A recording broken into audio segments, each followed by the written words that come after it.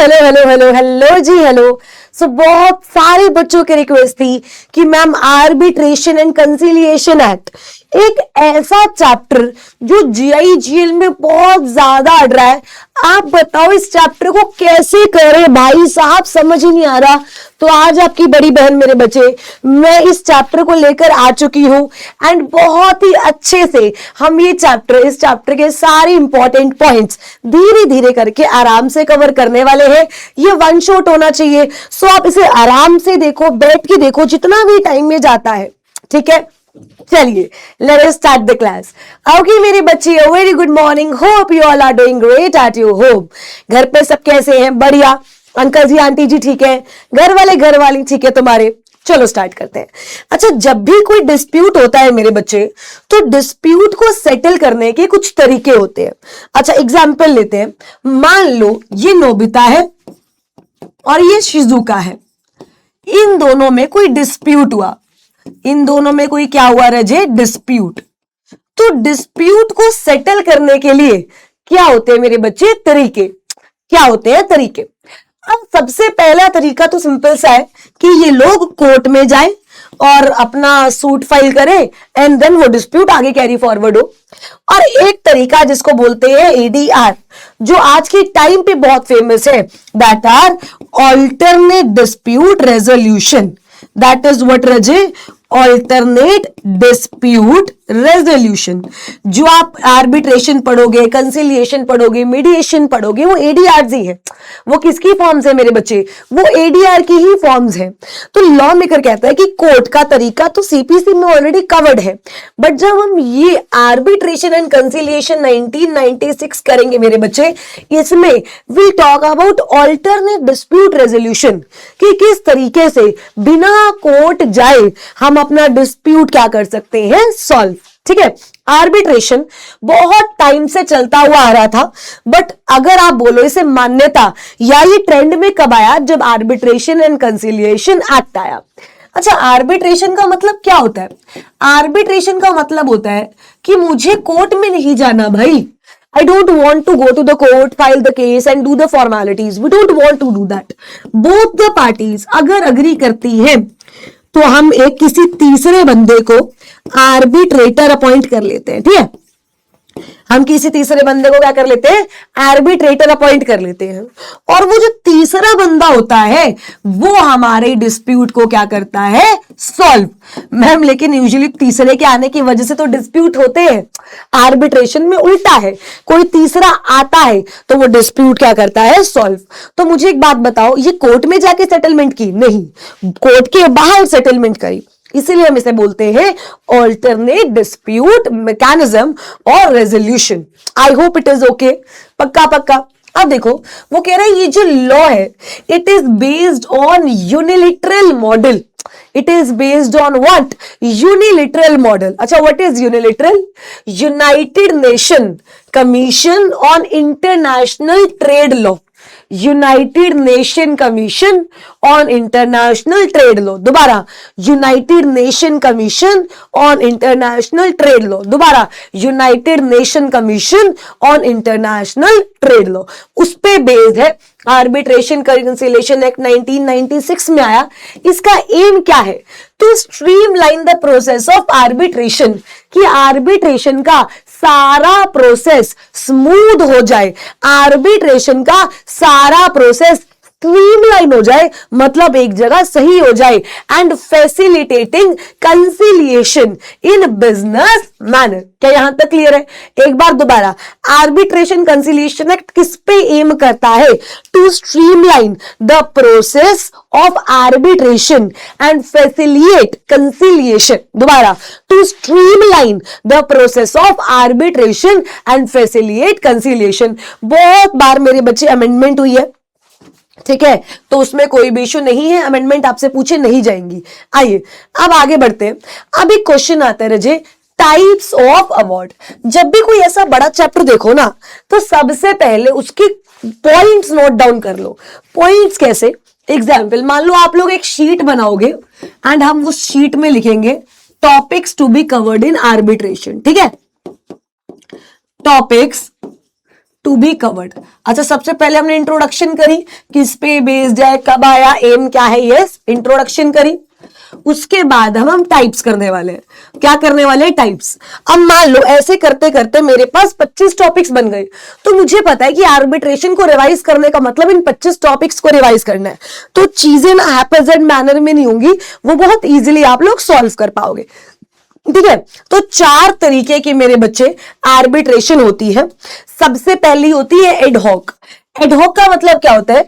जिसमें चीजें दोनों पार्टीज मिलकर तय करती है। मतलब क्या होगा, कैसे होगा, कौन आर्बिट्रेशन होगा, कौन आर्बिट्रेटर होगा, आर्बिट्रेशन का प्रोसीजर क्या होगा, लैंग्वेज क्या होगी, प्लेस क्या होगा, ये दोनों पार्टीज मिलकर डिसाइड करती हैं, इसलिए इसे बोला जाता है एडहॉक आर्बिट्रेशन। उसके बाद अगर दोनों पार्टीज इंडिया की है, मुझ में और आप में लड़ाई हुई, हम दोनों इंडिया के हैं, इट इज डोमेस्टिक आर्बिट्रेशन। दोनों में से एक पार्टी बाहर की है, इंटरनेशनल आर्बिट्रेशन। एंड उसके बाद अगर हम आर्बिट्रेटर अपॉइंट नहीं कर पा रहे, तो सेंट्रल गवर्नमेंट ने, स्टेट गवर्नमेंट ने इंस्टीट्यूशनल आर्बिट्रेटर, जो इंस्टीट्यूशनल आर्बिट्रेशन है वो सेटअप किए। आप इंस्टीट्यूशनल के पास जाकर के वहां से आर्बिट्रेटर जो है अपॉइंट करवा सकते हो। मैम एक बार दोबारा, चलो टाइप्स की जब मैं बात करती हूं, सबसे पहला आता है एडहॉक। एडहॉक का मतलब क्या है? मुझ में और आप में लड़ाई हुई, ठीक है, अब सारा प्रोसेस आर्बिट्रेशन का हम दोनों ही डिसाइड करेंगे।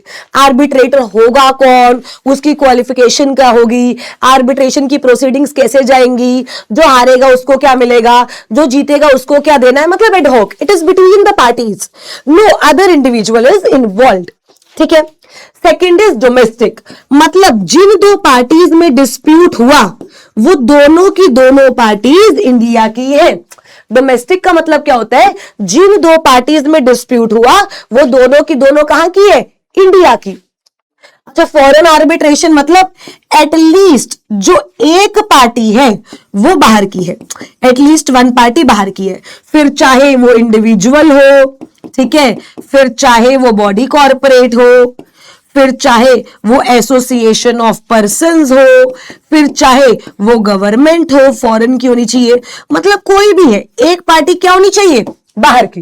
एक पार्टी क्या होनी चाहिए? बाहर की। दो इंडिविजुअल्स में झगड़ा हो रहा है तो एक इंडिविजुअल का बाहर का है, बॉडी कॉर्पोरेट में झगड़ा हो रहा है तो मान लो एक बॉडी कॉर्पोरेट बाहर की है, कुछ एसोसिएशन ऑफ पर्संस है वो बाहर के है, गवर्नमेंट बाहर की है, मतलब एक पार्टी बाहर की है। और अगला इंस्टीट्यूशनल आर्बिट्रेशन। इंस्टीट्यूशनल आर्बिट्रेशन का मतलब क्या होता है रजे? कि आप आर्बिट्रेटर अपॉइंट नहीं कर पा रहे हो। सुनना, आप आर्बिट्रेटर अपॉइंट नहीं कर पा रहे हो तो आप कहां जा रहे हो? आर्बिट्रेशन इंस्टीट्यूशंस के पास। आप कहां जा रहे हो?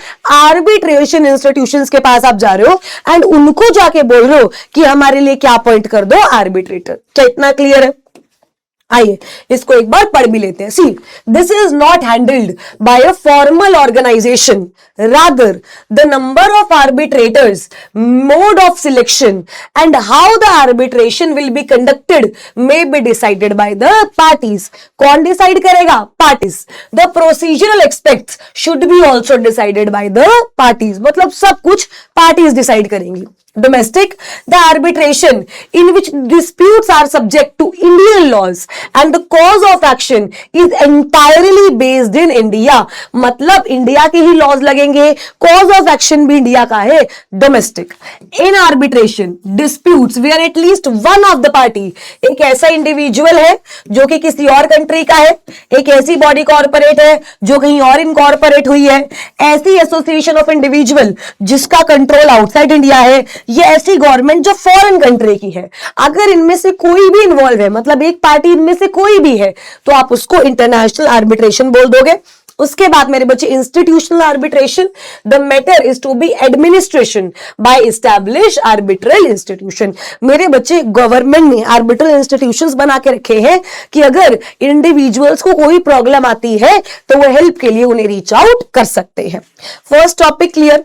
अगला टॉपिक है एसेंशियल्स ऑफ आर्बिट्रल प्रोसेस। तो मैं अपनी टॉपिक्स की लिस्ट पे गई, टाइप्स हो गया, अगला क्या है? essentials of arbitral processes. ठीक है, अब सीधी सी बात, अगर आर्बिट्रेशन हो रहा है तो कुछ चीजें ऐसी हैं जो उसके लिए एसेंशियल होगी। एग्जाम्पल लेते हैं, मेरे और आपके बीच में लड़ाई हुई, हमने सोचा इसे आर्बिट्रेशन से सॉल्व किया जाए, तो आर्बिट्रेटर कौन होगा, उसकी लैंग्वेज क्या होगी, क्वालिफिकेशन क्या होगी, कहां हम आर्बिट्रेशन करेंगे, उसकी फीस क्या होगी, कौन सा लॉ लगेगा, क्या ये सारी चीजें मेरे बच्चे एक आर्बिट्रल प्रोसेस के लिए बहुत बहुत बहुत ज्यादा इंपॉर्टेंट है, यस और नो। सो हमारा अगला टॉपिक क्या है, एसेंशियल्स ऑफ आर्बिट्रल प्रोसेस। सबसे पहला कह रहा है सीट ऑफ आर्बिट्रेशन। सीट का मतलब है लोकेशन, वेन्यू का क्या मतलब है, प्रॉपर एड्रेस। मैं दिल्ली में रहती हूं, दैट इज सीट। मैं दिल्ली में फलानी जगह रहती हूं, इतने नंबर पे रहती हूं, that is venue. That is what मेरे बच्चे, वेन्यू। सीट मतलब आर्बिट्रेशन की प्रोसीडिंग्स दिल्ली में होंगी, ये आर्बिट्रेटर की सीट है, बट एग्जैक्टली दिल्ली में कहां, ये वेन्यू है। ठीक है जी, तो seat, the parties are free to decide any location, अपनी मर्जी से। एंड वेन्यू ऑफ आर्बिट्रेशन मतलब the venue for the sessions of the fees of the arbitration may be decided by parties. Ma'am सब कुछ पार्टीज डिसाइड करती है, yes, इसीलिए तो ये इतना प्रेवलेंट है। आर्बिट्रल इंस्टीट्यूशन, अगर पार्टीज नहीं डिसाइड कर पा रही तो क्या आर्बिट्रल इंस्टीट्यूशन के पास जा सकती है, यस। देखो, the parties may select the arbitral institution for conducting the proceedings. The rules of such institutions will apply to the proceedings. अगर पार्टी आर्बिट्रल इंस्टीट्यूशन के पास गई है तो उसके रूल्स लग जाएंगे, वरना पार्टी के लगेंगे। Law, the parties may by agreement choose any law. Language, parties may by agreement choose any language. उसके बाद नंबर ऑफ आर्बिट्रेटर, वो कह रहा जितने भी हो सकते हैं, कोई दिक्कत नहीं है, जितने भी आर्बिट्रेटर हो सकते हैं, बट हमेशा किस में होंगे, ऑड नंबर में। इवन में क्योंकि टाई होने के चांसेस हो जाते हैं ना, आर्बिट्रेटर कितने होंगे वो पार्टीज डिसाइड करेगी, बस होने में कितने चाहिए, ऑड में, 1 3 5 7, right. The parties are free to determine the number of arbitrators provided such number shall not be even number. अच्छा, अगर पार्टीज डिसाइड नहीं कर पा रही तो आर्बिट्रेटर एक ही होगा, यानी सोल आर्बिट्रेटर। ठीक है जी। कॉस्ट, कॉस्ट मतलब जो जीतेगा वो किसके पे कितने पैसे देगा, किसको देगा, कब देगा, क्या ये भी पार्टीज डिसाइड करेंगी, यस। द कोर्ट और arbitral tribunal have discretion to determine the cost which includes the following, whether cost are payable by one party to other. कौन सी पार्टी किसको देगी, कितना देगी, कब देगी। देखो, कौन सी पार्टी किसको देगी, कितना देगी, कब देगी। तो ये क्या है मेरे बच्चे, ये अगर आप देखो तो टोटल 8 एसेंशियल्स हैं, 7 एसेंशियल्स हैं। टोटल क्या है, 7 एसेंशियल्स। इन 7 एसेंशियल्स को मेरे बच्चे एक बार हम लोग अच्छे से याद करते हैं। सबसे पहला क्या है, देखो, सीट कौन डिसाइड करेगी, पार्टीज। वेन्यू कौन डिसाइड करेगा, पार्टी। लॉ कौन डिसाइड करेगा, पार्टी। लैंग्वेज कौन डिसाइड करेगा, पार्टी।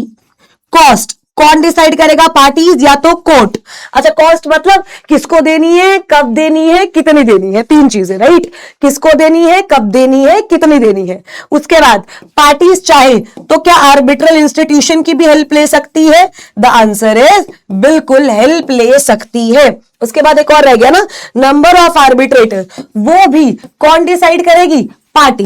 कौन डिसाइड करेगी, पार्टी। बट कितनी होनी चाहिए, मैक्सिमम मतलब ऑड होने चाहिए। और अगर पार्टी डिसाइड नहीं कर पा रही तो एक ही होगा, अगर पार्टी नहीं डिसाइड कर पा रही तो एक ही होगा। एक बार दोबारा, टाइप्स कौन कौन से थे, 4 टाइप्स थे, ad hoc, domestic, international, arbitral institution. दोबारा, ad hoc, domestic, international, arbitral institution. Essentials क्या है, seat, venue, arbitral institution, law, language, number of arbitrators and cost. ठीक है, क्या ये 3 टॉपिक्स हम सबको क्लियर है। अच्छा, आर्बिट्रेटर, अब अगला सवाल आता है, आर्बिट्रेटर कौन होता है। आर्बिट्रेटर मतलब एक ऐसा इंडिविजुअल जिसको डेजिग्नेट किया गया है to resolve disputes and differences between 2 और more parties through their mutual agreement. Through their mutual agreement, मतलब बिना कोर्ट जाए ये पार्टीज के डिस्प्यूट को क्या करेगा रजे, सॉल्व। दोबारा, तो आर्बिट्रेटर कौन है, वो कह रहा है आर्बिट्रेटर एक ऐसा इंडिविजुअल है जिसको डेजिग्नेट किया गया है टू रिजॉल्व डिस्प्यूट। दोबारा, जिसको डेजिग्नेट किया गया है to resolve dispute between the parties through their mutual agreement. याद रहेगा, एक बार दोबारा, आर्बिट्रेटर कौन होता है, arbitrator refers to an individual, arbitrators refers to an individual who is designated to resolve disputes and differences between two or more parties through their mutual agreement, right? अब आगे बढ़ते हैं। अच्छा, अब उसके बाद कोर्ट मीन्स, इसको हम छोड़ते हैं, ठीक है। इंटरनेशनल कॉमर्शियल आर्बिट्रेशन पे हम आएंगे। अब एक टॉपिक आता है रजे, आर्बिट्रेशन एग्रीमेंट। कौन सा टॉपिक आता है, arbitration agreement.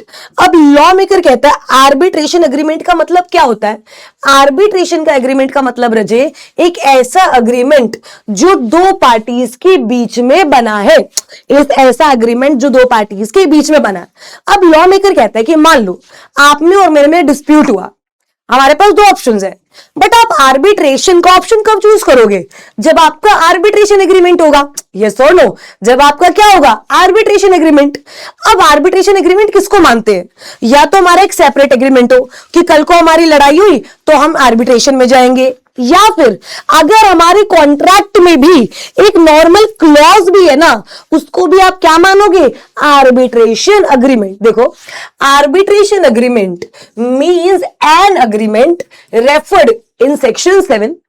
The arbitration agreement has been defined to mean an agreement by the parties to submit to arbitration or all certain disputes which have arisen or which may arise between them in respect of a legal relationship, whether contractual or not.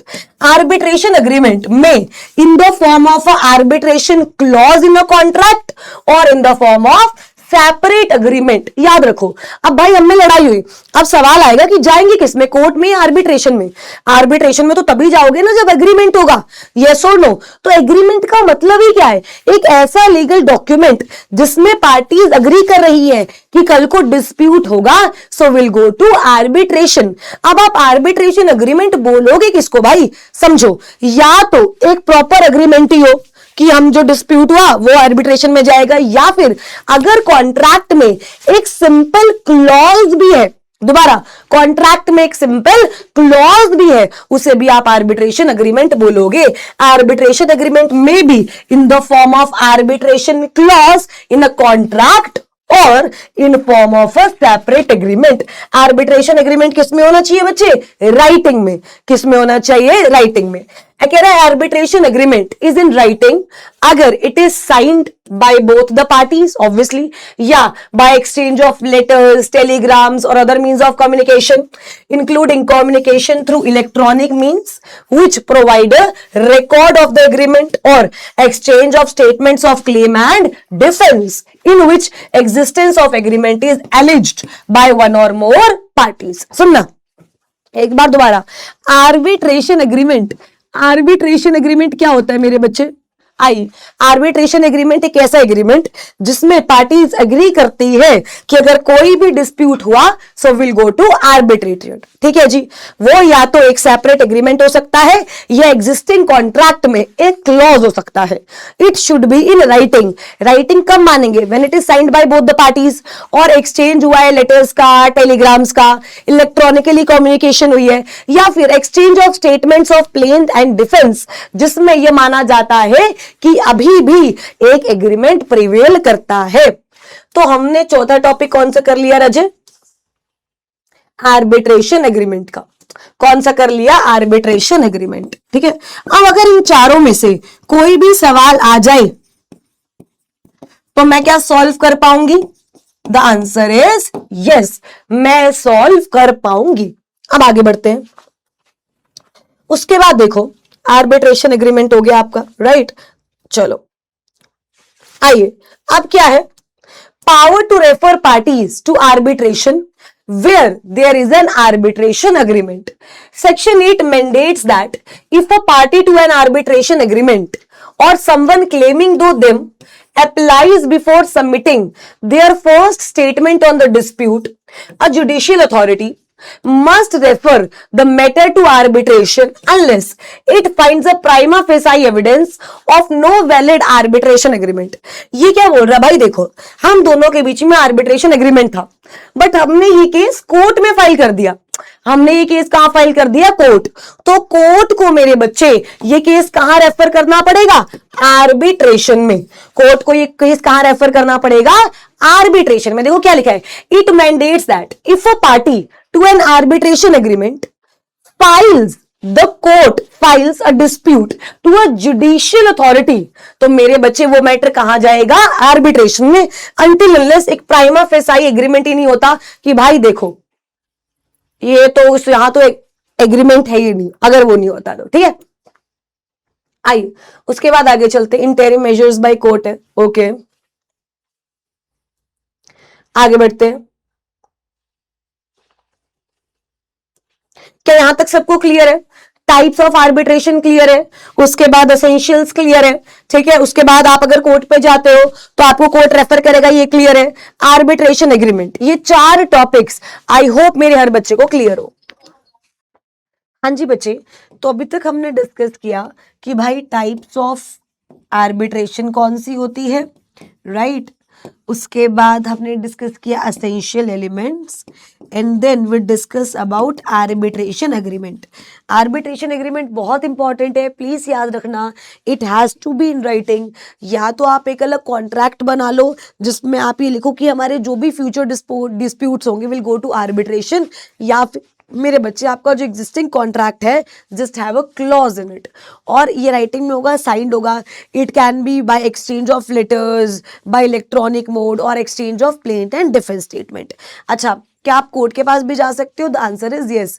अगर आप इस मामले को arbitration के पास लेकर जाना चाहते हो तो statement of first defence file करने से पहले मेरे बच्चे आप कोर्ट के पास जा सकते हो और कोर्ट को बोल सकते हो कि हम ये मामला आर्बिट्रेशन में लेकर जाना चाहते हैं, ये मामला आर्बिट्रेशन में लेकर जाओ, तो कोर्ट आपको बोलेगा। अच्छा, उसके लिए कोर्ट आपसे आर्बिट्रेशन एग्रीमेंट मांगेगा या उसकी सर्टिफाइड कॉपी मांगेगा जो आपको कोर्ट को देनी पड़ेगी। ठीक है, नंबर ऑफ आर्बिट्रेटर्स, अगला टॉपिक वो कह रहा है ऐसा कुछ भी प्रोविजन नहीं है कि कितने आर्बिट्रेटर्स होने चाहिए।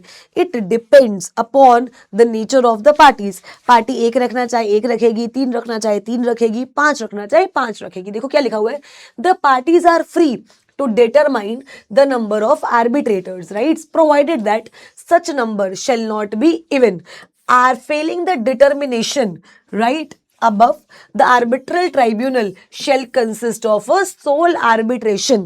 अगर मेरे बच्चे आप तय नहीं कर पाते हो तो एक आर्बिट्रेटर आप अपॉइंट करोगे।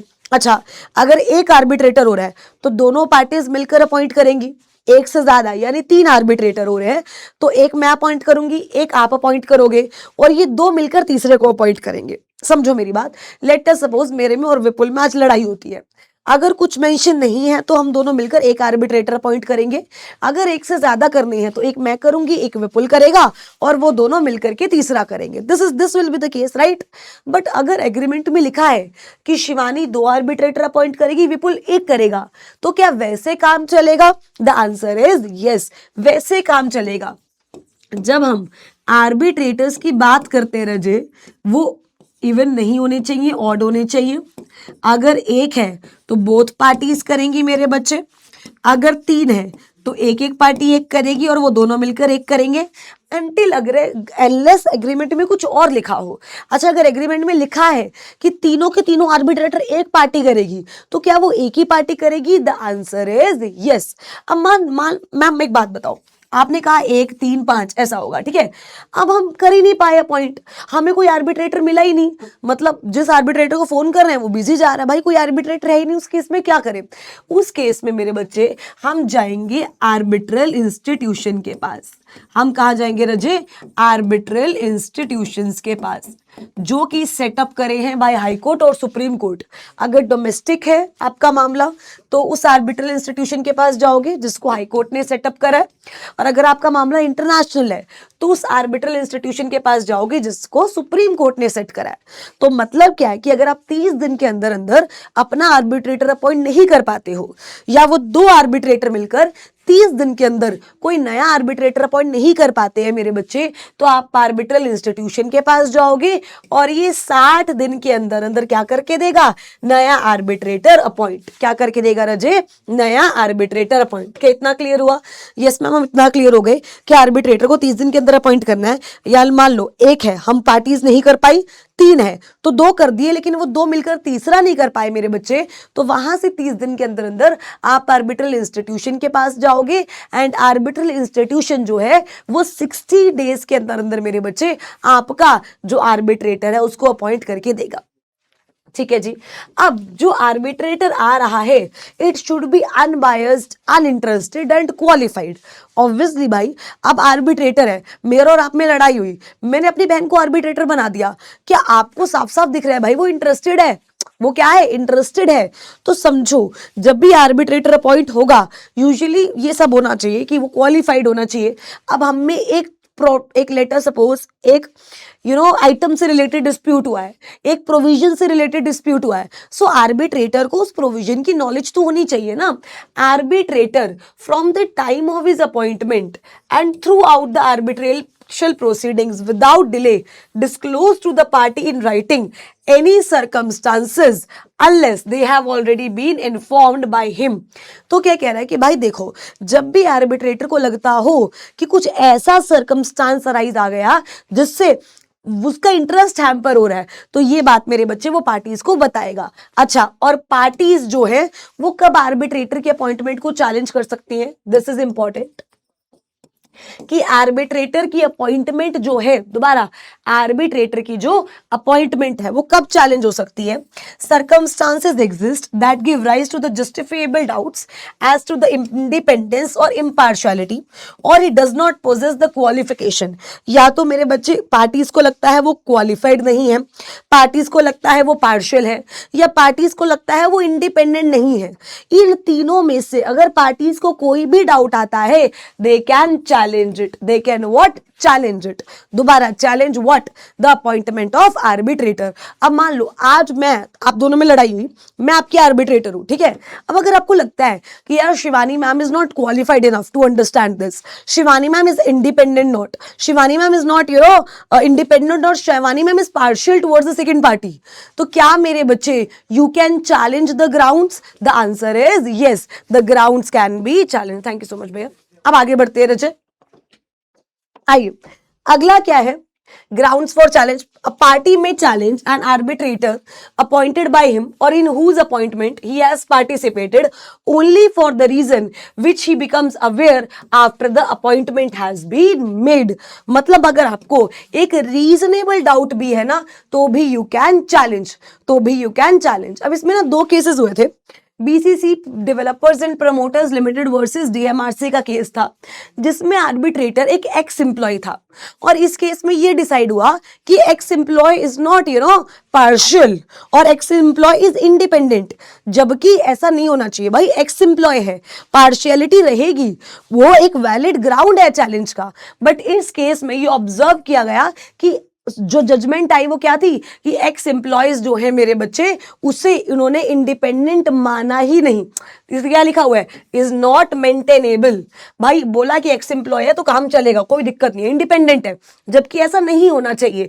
It's a valid ground for challenge of arbitrator. आइए केस लॉ कौन सा है रजे? BCC developers and promoters limited versus DMRC. दोबारा BCC developers and promoters limited versus DMRC.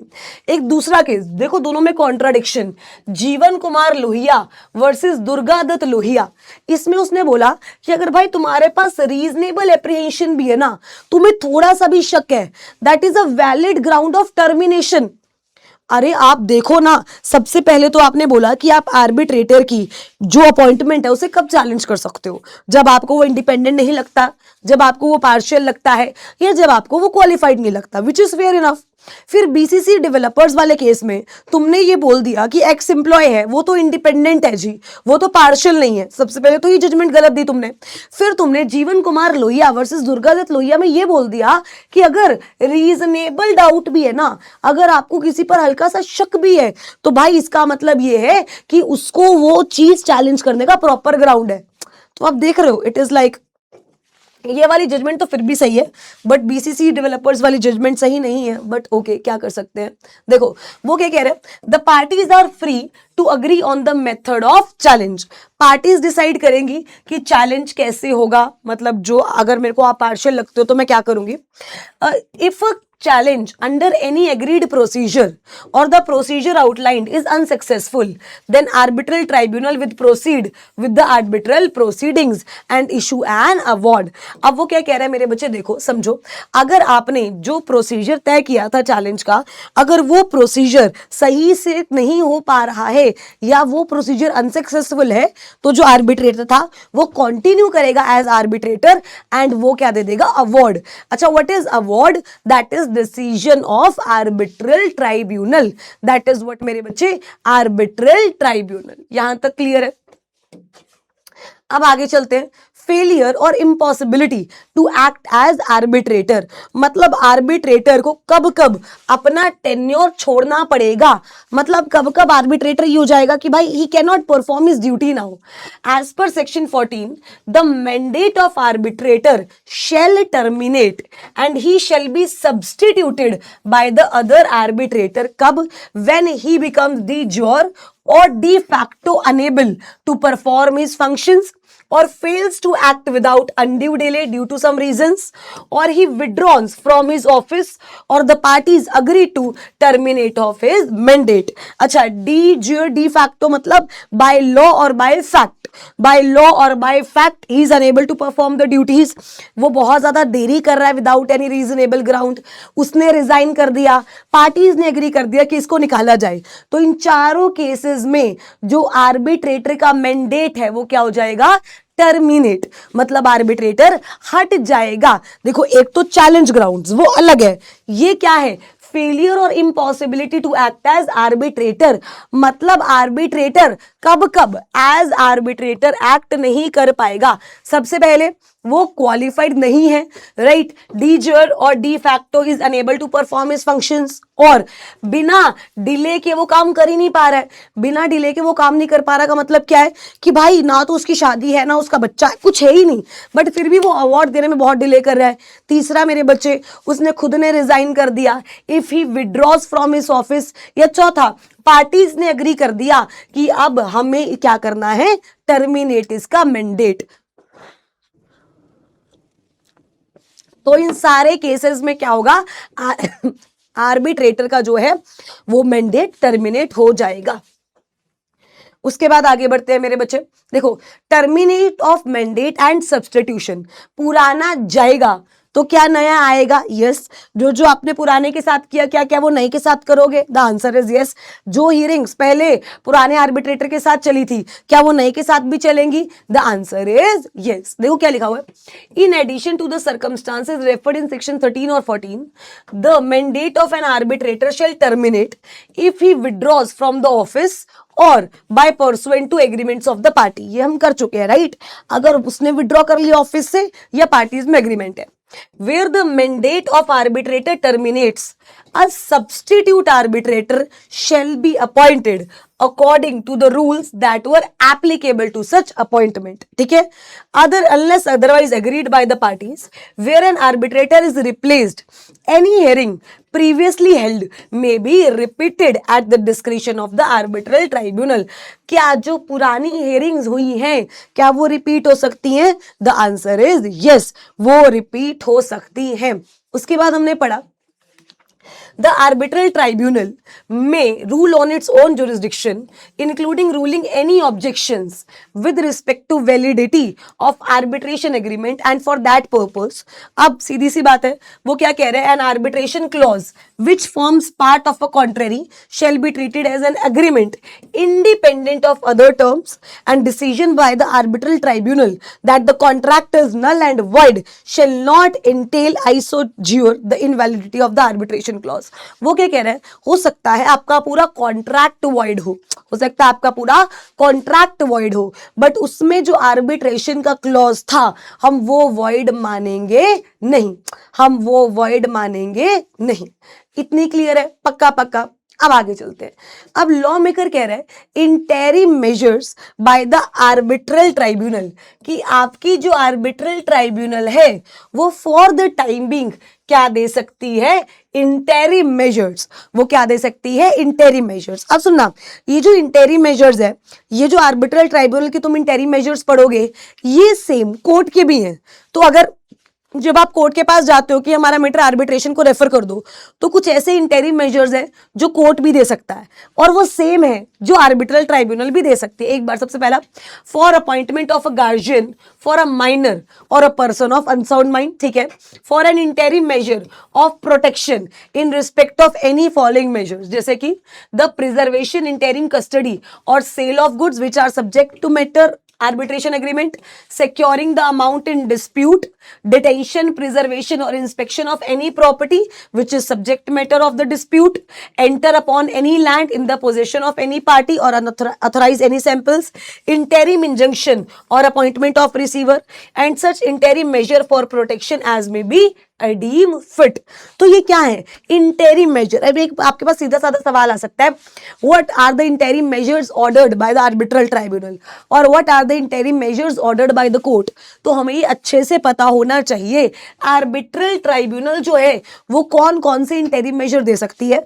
वो बोल सकती है कि ये माइनर है इसके लिए गार्जियन अपॉइंट करो, ये प्रॉपर्टी है इसको सेल करो, ये इसको प्रिजर्व करो, ठीक है. उसके बाद वो सिक्योर कर सकती है कोई अमाउंट, वो डिटेन कर सकती है, प्रिजर्व कर सकती है, इंस्पेक्ट कर सकती है कोई भी ऐसा सब्जेक्ट मैटर जो कि आर्बिट्रेशन में है, और उसके बाद इंजंक्शन ऑर्डर कर सकती है, किसी लैंड में एंटर करके सैंपल कलेक्ट कर सकती है, and other interim measures as it may deem fit. दोबारा आर्बिट्रल ट्राइब्यूनल क्या क्या इंटेरिम मेजर्स दे सकती है, दिस इज वेरी इंपॉर्टेंट. क्या क्या इंटेरिम मेजर दे सकती है मेरे बच्चे, माइनर के लिए गार्जियन अपॉइंट कर सकते हैं. दोबारा माइनर के लिए क्या अपॉइंट कर सकती है, गार्जियन. उसके बाद प्रिजर्व करने के लिए ऑर्डर दे सकती है, क्या प्रिजर्व करने के लिए या सेल करने के लिए, goods which are subject to arbitration agreement.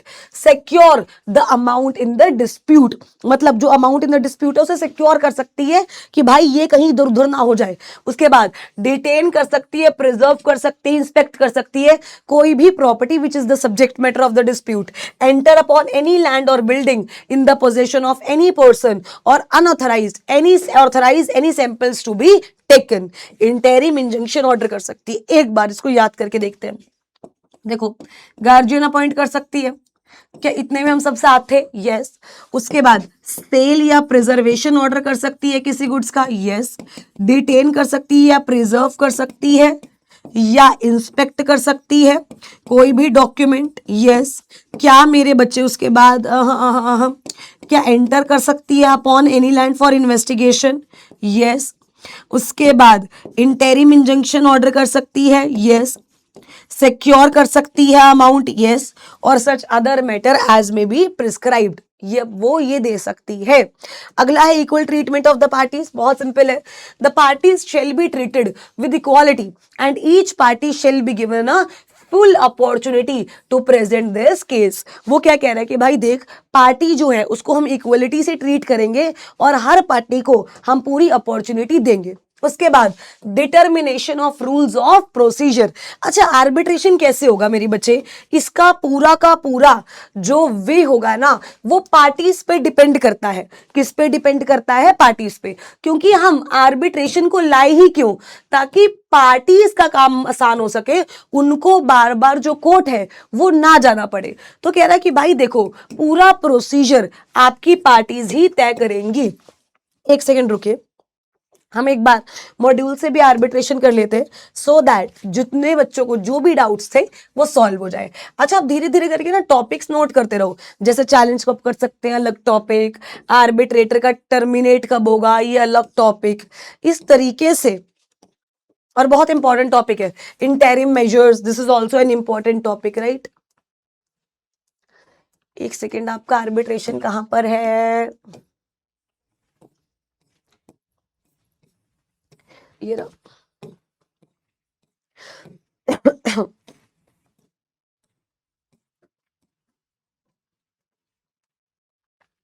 Equal treatment of parties हो गया, प्लेस ऑफ आर्बिट्रेशन, उसके बाद आइए determination of procedure. Section 19 deals with the determination of the rules. It says that arbitral tribunal shall not be bound by CrPC यानी BNSS और Indian Evidence Act, कि भाई arbitral tribunal पे crime के laws नहीं लगेंगे और ना ही एविडेंस एक्ट लगेगा। Parties are free to determine the procedure। एक बार देखिए, the arbitral tribunal shall not be bound by the CRPC, right, or the Indian Evidence Act। The parties are free to agree on the procedure to be followed by the arbitral tribunal। ठीक है जी। Failing any agreement referred in subsection 2, the arbitral tribunal may conduct the proceedings in the manner considered appropriate, जैसे उसे ठीक लगे। The power of arbitral tribunal includes the power to determine the admissibility, relevance, materiality and weight of any evidence. क्योंकि देखो अब हम क्या बोल रहे हैं कि आपका कंपनीज एक्ट तो सॉरी एविडेंस एक्ट तो लगने ही नहीं वाला, तो रेलिवेंस, एडमिसिबिलिटी, कन्फेशन ये सब भी फिर कौन डिसाइड करेगा, arbitral tribunal. Place of arbitration, देखो अगर डोमेस्टिक आर्बिट्रेशन है मतलब दोनों पार्टीज इंडिया की है तो किसी भी प्लेस का किसी भी कंट्री का आर्बिट्रेटर रख दो, कोई दिक्कत नहीं है। बट अगर इंटरनेशनल आर्बिट्रेशन है मतलब पार्टीज एक डिफरेंट कंट्री की है, मैं इंडिया की हूं आप रशिया के हैं, तो कोशिश होती है कि जो आर्बिट्रेटर हो वो किसी तीसरी कंट्री से हो, मतलब ना तो आपकी कंट्री से हो ना तो मेरी कंट्री से हो, तीसरी कंट्री से हो। अगर डोमेस्टिक है तो कोई दिक्कत नहीं है, जहां से मर्जी हो। बट अगर इंटरनेशनल है तो ये कोशिश की जाती है वो एक ऐसी कंट्री से हो जहां से दोनों बिलोंग नहीं करते। अच्छा, ऐसा क्यों होता है रजे? सो दैट बायसनेस ना हो। चाय पियोगे? आइए देखिए क्या लिखा, एज पर सेक्शन 20। अच्छा, सेक्शन याद नहीं करने आपको रजे। The parties are free to agree on the place of arbitration. Parties decide करेंगी कि आर्बिट्रेशन, सॉरी मैंने आपको आर्बिट्रेटर की नेशनैलिटी बता दी थी, माय बैड, मैंने आपको आर्बिट्रेटर की नेशनैलिटी बता दी थी बट वो एज इट इज है, अगर आ जाए तो याद रखना, ठीक है।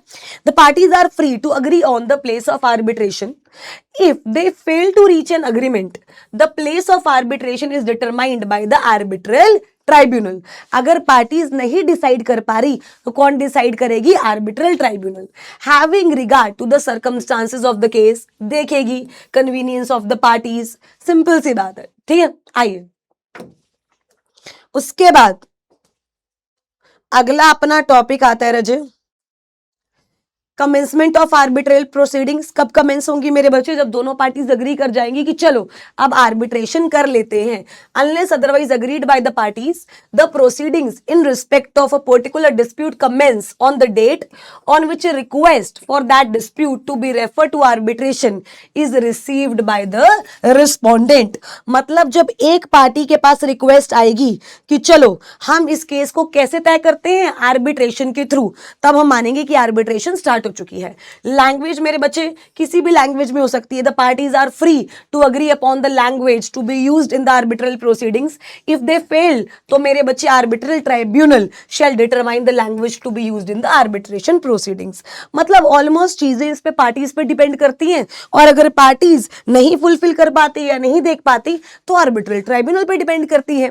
Statement of claim and defence. Statement of claim and defence मतलब एक जना क्लेम देगा और एक जना डिफेंस देगा, यही मतलब होता है। देखो section 23 provides that with in the time period of the time agreed upon bye the parties, period of time भी पार्टीज अग्री करेंगी, और अगर पार्टीज नहीं कर पाई तो जो आर्बिट्रल ट्राइब्यूनल ने किया होगा, the claimant shall state the facts supporting his claim, the points of issue and the relief or the remedy sought, and the respondent shall state in his defense in respect of these particulars unless the parties have otherwise required elements of those statements। भाई सीधी सी बात कह रहा है कि time रहते हुए claim और डिफेंस दोनों स्टेटमेंट्स आपको आर्बिट्रल ट्राइब्यूनल को देनी है। आपको किसको देनी है मेरे बच्चे? आर्बिट्रल ट्राइब्यूनल को देनी है। उसके बाद कह रहे जो प्रोसीडिंग्स होंगी वो रिटर्न होंगी। Section 24 provides that unless otherwise agreed by the parties, the arbitral tribunal shall decide whether to hold oral hearings for the presentation of evidence or for oral or argument, or whether the proceedings shall be conducted on the basis of the documents and other material। मेरे बच्चे arbitral tribunal है वो देखेगा कि oral hearings होनी चाहिए right या hearings होनी चाहिए on the basis of the documents or materials। default of the parties that unless otherwise agreed by the parties where अगर सुनना without showing sufficient cause claimant fails to communicate his statement of claim, तो उसके अंदर क्या होगा?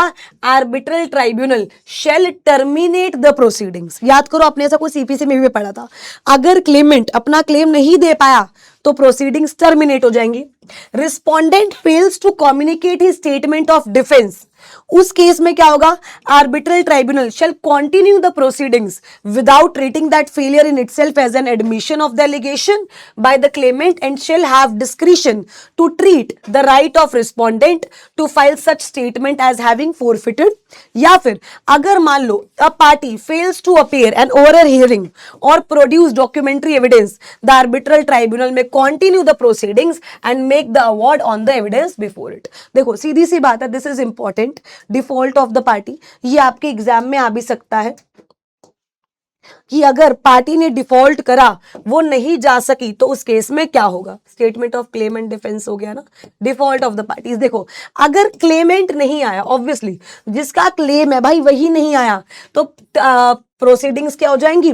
Terminate. तो proceedings क्या हो जाएगी? टर्मिनेट। एक बार दोबारा, जिसका क्लेम है अगर वही नहीं आया है, claimant fails to communicate his statement of claim, उस केस में आर्बिट्रल ट्राइब्यूनल टर्मिनेट कर देगी प्रोसीडिंग्स को। अगर रिस्पोंडेंट नहीं आया तो ये मान लिया जाएगा कि उसका जो राइट था वो हमने फोरफिट कर लिया, जो राइट था हमने फोरफिट कर लिया है, और उसके आए बिना ही हम अपनी प्रोसीडिंग्स को कंटिन्यू रखेंगे।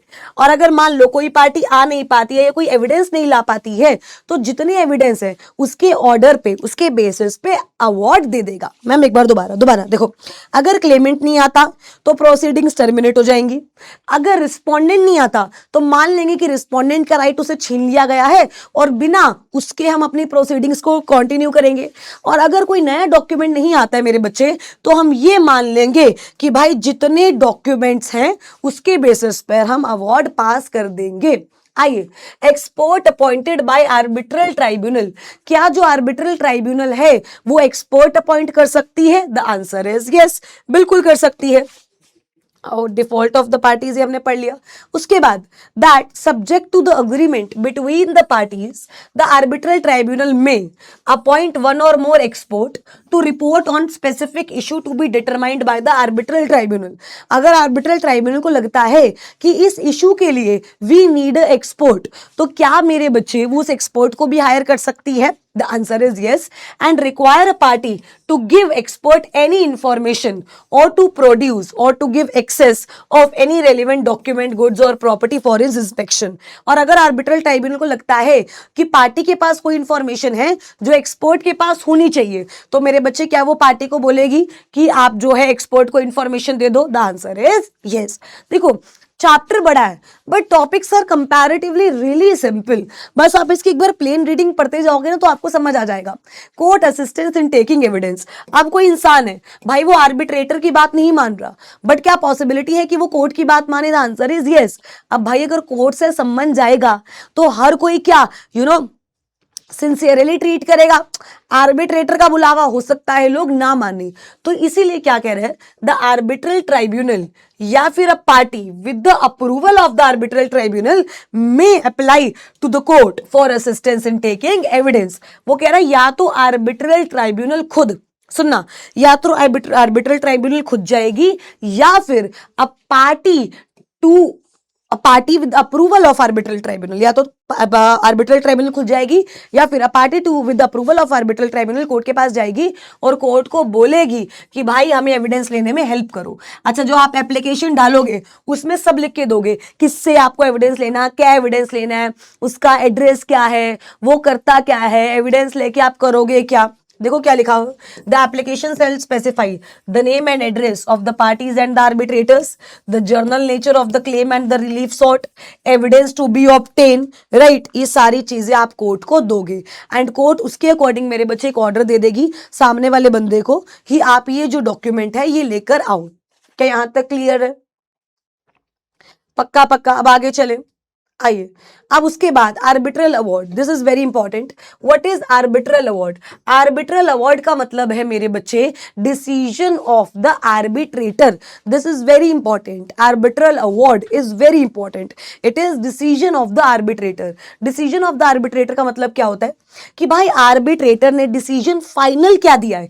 It can B interim, it can be final, it can be interim, it can be final, it should be written and stamped, it should be signed, उसका एक प्रॉपर रीजन होना चाहिए, इट शुड बी डेटेड, कहाँ दिया गया mention होना चाहिए, clarity of value. अगर किसी पार्टी को जो हारी पार्टी है और जो जीती पार्टी है, अगर उसको अमाउंट देना है, फाइन देना है, कोई कॉस्ट देनी है, तो वैल्यू और इंटरेस्ट होना चाहिए।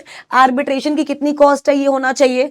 डिलीवरी ऑफ कॉपीज, यानी मेरे बच्चे कॉपीज दोनों पार्टीज को डिलीवर होनी चाहिए।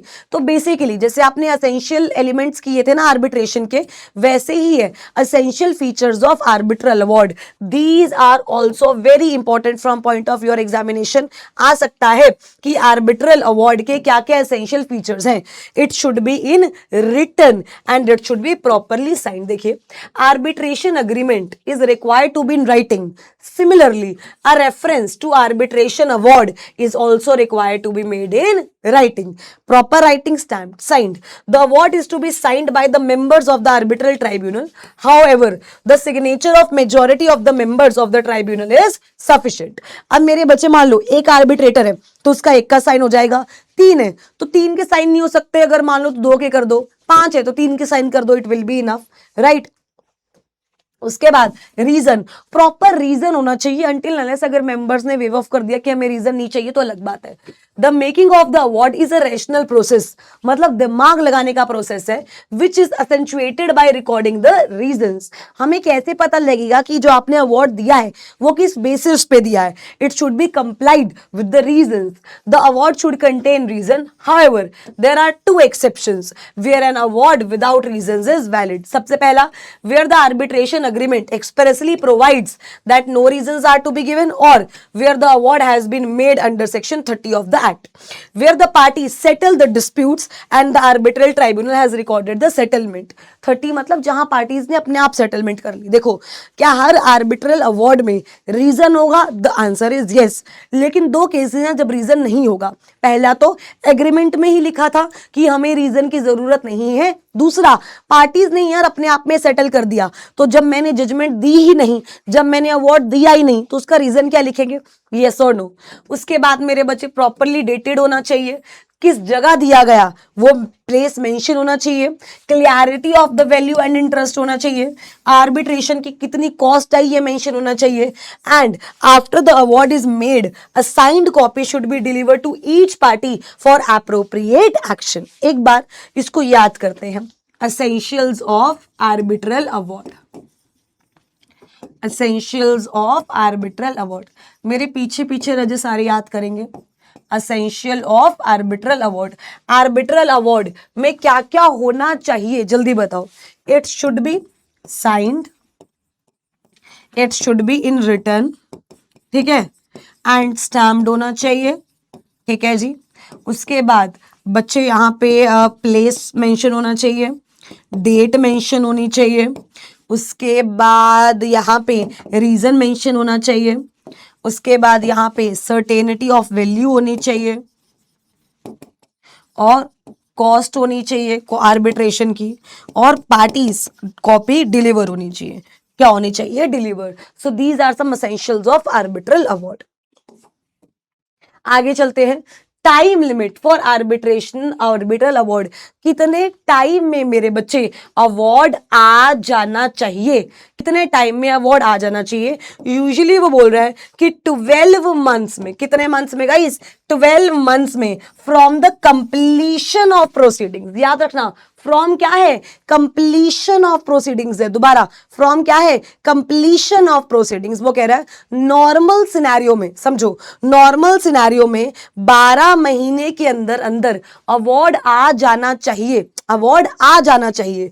और अगर फास्ट ट्रैक प्रोसीजर है, अगर क्या है फास्ट ट्रैक प्रोसीजर, तो 6 महीने के अंदर अवार्ड आ जाना चाहिए। लेकिन 6 महीने कहां से, फ्रॉम द कमेंसमेंट और from the date of arbitral tribunal enters upon. सुनना मेरी बात दोबारा बहुत ध्यान से, ये 12 महीने कब से है मेरे बच्चे, फ्रॉम कंप्लीशन ऑफ प्रोसीडिंग्स। ये 12 महीने कब से हैं, from completion of proceedings.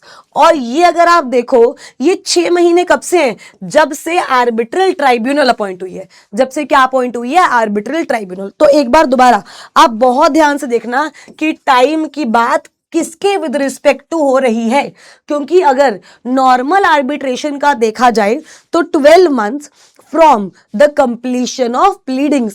Pleadings मतलब जब से पेपर फाइल लेने देने का काम खत्म हुआ है, प्लीडिंग सब खत्म हो गई, अब कोर्ट, अब जो आर्बिट्रेटर है वो अवार्ड देने जा रहा है, तो 12 months from the completion of pleadings. दोबारा दोबारा दोबारा, 12 months from the completion of proceedings. और अगर फास्ट ट्रैक है तो 6 मंथ्स, 6 महीने कहां से, from the date of appointment of arbitral tribunal, जब क्या हुई है, आर्बिट्रल ट्राइब्यूनल। ठीक है, उसके बाद देखो types of arbitral award, interim, additional and settlement and final. Final मेरे बच्चे जो फाइनली डिटरमाइन कर देती है all issues in a dispute. Interim जब matter we can say pending है, उस टाइम पे जो आ रहा है अवार्ड। सेटलमेंट अवार्ड जहां आर्बिट्रेटर ने खुद कुछ नहीं किया है, दोनों पार्टीज की सेटलमेंट हो गई है। एक आता है एडिशनल अवार्ड, ठीक है, unless otherwise agreed by the parties, a party with notice to other party may request within 30 days from the receipt of award the arbitral tribunal to make an additional award as to claim presented in the arbitral proceedings but omitted from the arbitral award. If the arbitral tribunal consider the request to be justified, it shall make the additional award within 60 days from the receipt of such request. This is important. आपके exam में सिर्फ additional award पर भी सवाल आ सकता है। देखो, आर्बिट्रेटर ने अवार्ड दे दिया है, लेकिन पार्टी को लगता है कि कुछ आइटम रह गई है या कुछ गलती हो गई है, कुछ मॉडिफाई करना है, तो वहां से मेरे बच्चे 30 दिन के अंदर अंदर, जब से मेरे पास अवार्ड आया 30 दिन के अंदर अंदर अजय मैं आर्बिट्रल ट्राइब्यूनल को बोलूंगी, और अगर उसको लगता है ये गलती ठीक करनी है तो वो 60 दिन के अंदर अपनी गलती क्या कर लेगी, ठीक। दोबारा, मैं एडिशनल अवार्ड के लिए कितने टाइम में बोलूंगी, 30 डेज। दोबारा, मैं एडिशनल अवार्ड के लिए कितने टाइम में बोलूंगी, 30 डेज। पार्टी कितने टाइम में सही कर लेगी, 60 डेज। सॉरी, ट्राइब्यूनल कितने टाइम में मेरे बच्चे दे देगा अवार्ड, 60 डेज। मैं कितने टाइम में ट्राइब्यूनल को बोलूंगी, 30 दिन। ट्राइब्यूनल मेरे को कितने टाइम में अवार्ड दे देगा, 60 दिन। ये बात है, प्लीज इसको याद रखना। ये हमने टाइम कर लिया, ठीक है। आइए एक बार ये देख लेते हैं। देखो, the award shell be made with respect of period of 12 months from the date of completion of pleadings. The parties may extend this period for making award for the further period not exceeding 6 months. वैसे total period कितने का है, 12 महीने का। Parties exceed कितना और कर सकती है, 6 महीने का। The parties to arbitration agreement at any stage, either before or at the time of appointment of arbitral tribunals, agree in writing to have their dispute resolved by the fast track procedure. Law maker कह रहा है 12 और 6 ये तो रहेगा ही, लेकिन party जो है आर्बिट्रल ट्राइब्यूनल के पहले या आर्बिट्रल ट्राइब्यूनल की अपॉइंटमेंट पे ये देख सकती हैं, ये रिजॉल्व कर सकती हैं कि हमारा जो डिस्प्यूट है वो फास्ट ट्रैक प्रोसीजर से ही तय होगा। The award under fast track shall be made within a period of 6 months from the date of arbitral tribunal enters upon, इतना हमने पढ़ लिया। That the award in matters other than international commercial arbitration shall be made by the arbitral tribunal within a period of 12 months from the date of completion of pleadings, ये हमने देख लिया। The award in the matter of international commercial arbitration may be made as expeditiously as possible and endeavour may be made to dispose of the matter within a period of 12 months। वो कह रहा देखो अगर domestic है तो 12 महीने के अंदर हो ही जाना चाहिए, बट अगर इंटरनेशनल है तो आप कोशिश करो जल्दी से जल्दी हो जाए, बट मैक्सिमम टू मैक्सिमम वो भी 12 महीने तक ही जाएगा। तो आप 12 महीने की ही याद रखोगे और एक्सटेंड हो सकता है 6 महीने का। चलो जी ठीक है, ये हम पढ़ चुके हैं। उसके बाद फास्ट ट्रैक, फास्ट ट्रैक में क्या होता है, रिटन प्लीडिंग्स होती है without oral hearings, sorry written pleadings. The arbitral shall decide the dispute on the basis of the written pleadings, मतलब ओरल ये बोला उसने वो बोला ये सारा ड्रामा नहीं होगा। It should be decided on the basis of written proceedings. अगर आपकी आर्बिट्रेटर को कोई क्लैरिफिकेशन चाहिए तो वो आपसे बोल देगा। The arbitral tribunal shall have power to call for any further informational clarification from the parties, ठीक है। An oral hearing may be held only if all the parties make a request or own arbitral tribunal considered it necessary to have oral hearings. और इसका procedure क्या होगा मेरे बच्चे, वो भी कौन डिसाइड करेगा, आर्बिट्रल ट्राइब्यूनल। कौन डिसाइड करेगा, आर्बिट्रल ट्राइब्यूनल। एक बार दोबारा, फास्ट ट्रैक प्रोसीजर। अच्छा, अगर पार्टीज को लगता है कि हमें ये डिस्प्यूट फास्ट ट्रैक प्रोसीजर से सॉल्व करना है मेरे बच्चे, तो वो या तो जब आर्बिट्रल ट्राइब्यूनल अपॉइंट हो रही है उस समय या उससे पहले ये डिसाइड कर सकती है। और इसमें सारी रिटन हियरिंग्स रहेंगी, ओरल हियरिंग्स बिल्कुल भी रहेंगी नहीं। अगर इसका जो प्रोसेस होगा आर्बिट्रल ट्राइब्यूनल डिटरमाइन करेगी। आर्बिट्रल ट्राइब्यूनल को लगता है ओरल हियरिंग्स होनी जरूरी है, या अगर हर पार्टी ने रिक्वेस्ट करी कि ओरल हियरिंग्स करो, ओनली देन ओरल हियरिंग्स होंगी, अदरवाइज नहीं होंगी। 6 महीने के अंदर अंदर मेरे बच्चे यहां पर क्या आ जाएगा, अवार्ड। क्या आ जाएगा, अवार्ड। सिंपल सी बात है। क्या यहां तक क्लियर है?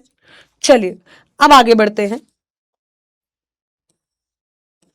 उसके बाद मेरे बच्चे, regime of the cost, termination of proceedings. Termination of proceedings का मतलब क्या है, आपकी और मेरी लड़ाई हुई और हमारा मैटर आर्बिट्रेशन में जा रहा है। हमारा मैटर किस में जा रहा है, आर्बिट्रेशन में, प्रोसीडिंग्स चल रही है। तो कह रहा है टर्मिनेशन ऑफ प्रोसीडिंग्स कब हो जाएंगी। मैम हमने एक और टर्मिनेशन भी तो पढ़ा था। देखो ये दोनों अलग चीजें हैं। जो आपने पहले टर्मिनेशन पढ़ी थी वो थी आर्बिट्रेटर की टर्मिनेशन, मतलब आर्बिट्रेटर को कब पोजीशन से हटाया जाएगा, ये वो था। ये है टर्मिनेशन ऑफ प्रोसीडिंग्स, मतलब तुम्हारी प्रोसीडिंग्स ही ड्रॉप कर दी गई, तुम्हारी प्रोसीडिंग्स ही खत्म कर दी गई। ऐसा कब होगा, देखो section 32, the arbitral proceedings shall be terminated by the final award or by an order of the arbitral tribunal. The arbitral tribunal shall issue an order for termination where the claimant withdraws the claim, the parties agree on the termination of the proceedings, arbitral tribunal finds the continuation of the proceedings has become unnecessary or impossible। वो कह रहे हैं ये 4 grounds हैं। क्या है मेरे बच्चे, ये 4 ग्राउंड्स हैं जहां आर्बिट्रेशन की प्रोसीडिंग्स क्या हो जाएंगी, टर्मिनेट। क्या हो जाएंगी, टर्मिनेट। कौन कौन से 4 ग्राउंड्स, जहां फाइनल अवार्ड आ गया भाई। अब फाइनल अवार्ड आ गया तो अब तो टर्मिनेट ही होगी। अब आगे चल के क्या करोगे, यस और नो। मतलब पहला क्या है रजे, फाइनल अवार्ड आ चुका है। पहला क्या है, फाइनल अवार्ड आ चुका है। दूसरा, आर्बिट्रल ट्राइब्यूनल को लगता है कि अब ये कंटिन्यू करना भाई फालतू का काम है। तीसरा, पार्टीज ने मिलकर डिसाइड किया कि चलो टर्मिनेट कर देते हैं। चौथा क्या है मेरे बच्चे, जब क्लेमेंट ने अपना क्लेम ही विड्रॉ करा लिया तो प्रोसीडिंग चला के क्या करोगे भाई। देखो तो सिंपल सी बात है, आइए basically the case is of termination of proceedings, है ना। आइए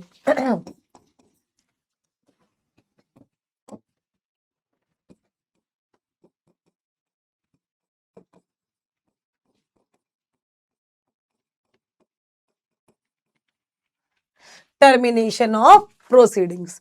तो सबसे बड़ा क्या है, सबसे पहला क्या है मेरे बच्चे, फाइनल अवार्ड आ गया। सबसे पहला क्या है, फाइनल अवार्ड आ गया, ठीक है। उसके बाद मेरे बच्चे क्लेमेंट ने विड्रॉ कर लिया क्लेम। क्लेमेंट ने क्या कर लिया, विड्रॉ कर लिया क्लेम। ठीक है। उसके बाद आर्बिट्रल ट्राइब्यूनल को लगता है कि अनरीजनेबल है, और उसके बाद पार्टीज ने अग्री कर लिया कि चलो कर देते हैं, खत्म करते हैं, अब हमें जरूरत नहीं है, तो इन सारे केसेस में प्रोसीडिंग्स क्या हो जाएंगी, टर्मिनेट। अगला है regime for cost. Regime for cost मतलब कॉस्ट कैसे तय होंगी, या कॉस्ट तय करने के लिए क्या क्या चीजों की रिक्वायरमेंट है। देखो section 31A subsection 1 of the Arbitration and Conciliation Act says that in any arbitration proceedings, the court or arbitral tribunal can decide certain matters even if the rules of the CPC does not specifically cover them. फिर भी decide कर सकते हैं क्या, कौन देगा, किसको देगा, कब देगा, कौन देगा, किसको देगा, कब देगा, कौन कितना पैसा देगा, कौन सी पार्टी किसको पैसा देगी और कब पैसा देगी, राइट। देखो whether cost are payable by one party to other, क्या एक पार्टी दूसरी पार्टी को कॉस्ट देगी तो अमाउंट क्या होगा और ये कॉस्ट कब दी जाएंगी। अब वो बोल रहे हैं इन डिटर्मिनेशन द कॉस्ट को डिटरमाइन करते हुए द कोर्ट और tribunal shall have regard the following circumstances. जब कोर्ट ये कॉस्ट का ऑर्डर देगा कि मान लो एक क्लेमेंट है, अब लॉ मेकर मान लो कोर्ट बोल रहा है या आर्बिट्रेशन ट्राइब्यूनल बोल रही है कि जो क्लेमेंट है ना वो डिफेंडेंट को रिस्पोंडेंट को कॉस्ट देगा, तो भाई जब ये डिसीजन आया उस टाइम पे कोर्ट या आर्बिट्रल ट्राइब्यूनल किन किन चीजों का ध्यान रखेगी कि भाई एक जब से ट्राइब्यूनल की प्रोसीडिंग्स शुरू हुई है तब से पार्टीज ने बिहेव कैसा किया है। देखो the conduct of the parties, whether a parties has succeeded partially in the case, मान लो आधा केस होने को आ गया, पार्टी जीतती हुई दिख रही है या नहीं दिख रही, whether the party had made a frivolous counter claim leading to the delay in the disposal of the arbitral tribunal proceedings. ऐसा तो नहीं है पार्टी जो है वो ऐसे ही क्लेम्स लाई जा रही है, ठीक है, अनरीजनेबल ऑफर ला रही है, तो ये सारा कुछ जब आप कॉस्ट तय करोगे तो देखा जाएगा, ठीक है। यहां तक हमने टर्मिनेशन किया। अच्छा मेरे बच्चे अगला है correction, interpretation and additional award. Additional award की बात हम कर चुके हैं, 30 दिन में आप बताओगे, 60 दिन में। अच्छा अगर आपको लगता है कि कुछ स्पेलिंग मिस्टेक है या इंटरप्रेट अच्छे से नहीं हो रहा तो वो अलग होगा और एडिशनल अवार्ड अलग होता है। Section 33 provides that with in 30 days from the receipt of the award unless another period prescribed or agreed by the parties, a party with notice to other party may request the arbitral tribunal to correct any imputation, computation, typographical error.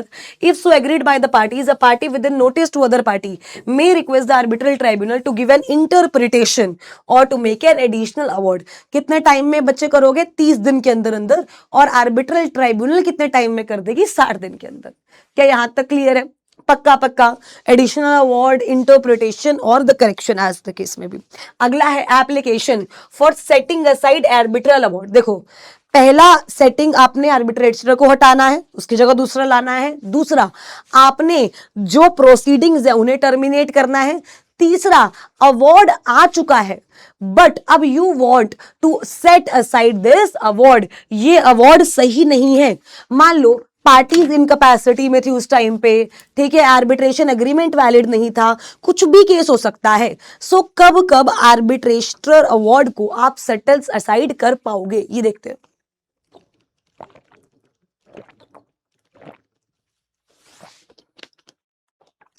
वो कह रहे हैं आप court को अप्लाई करोगे to set aside such award, arbitral award may be set aside by the court. कब set aside करेगी?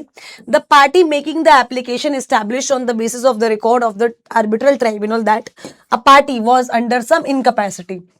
दूसरी पार्टी इनकैपेसिटी थी, the arbitration agreement is not valid, arbitration agreement जो था वो वैलिड ही नहीं था।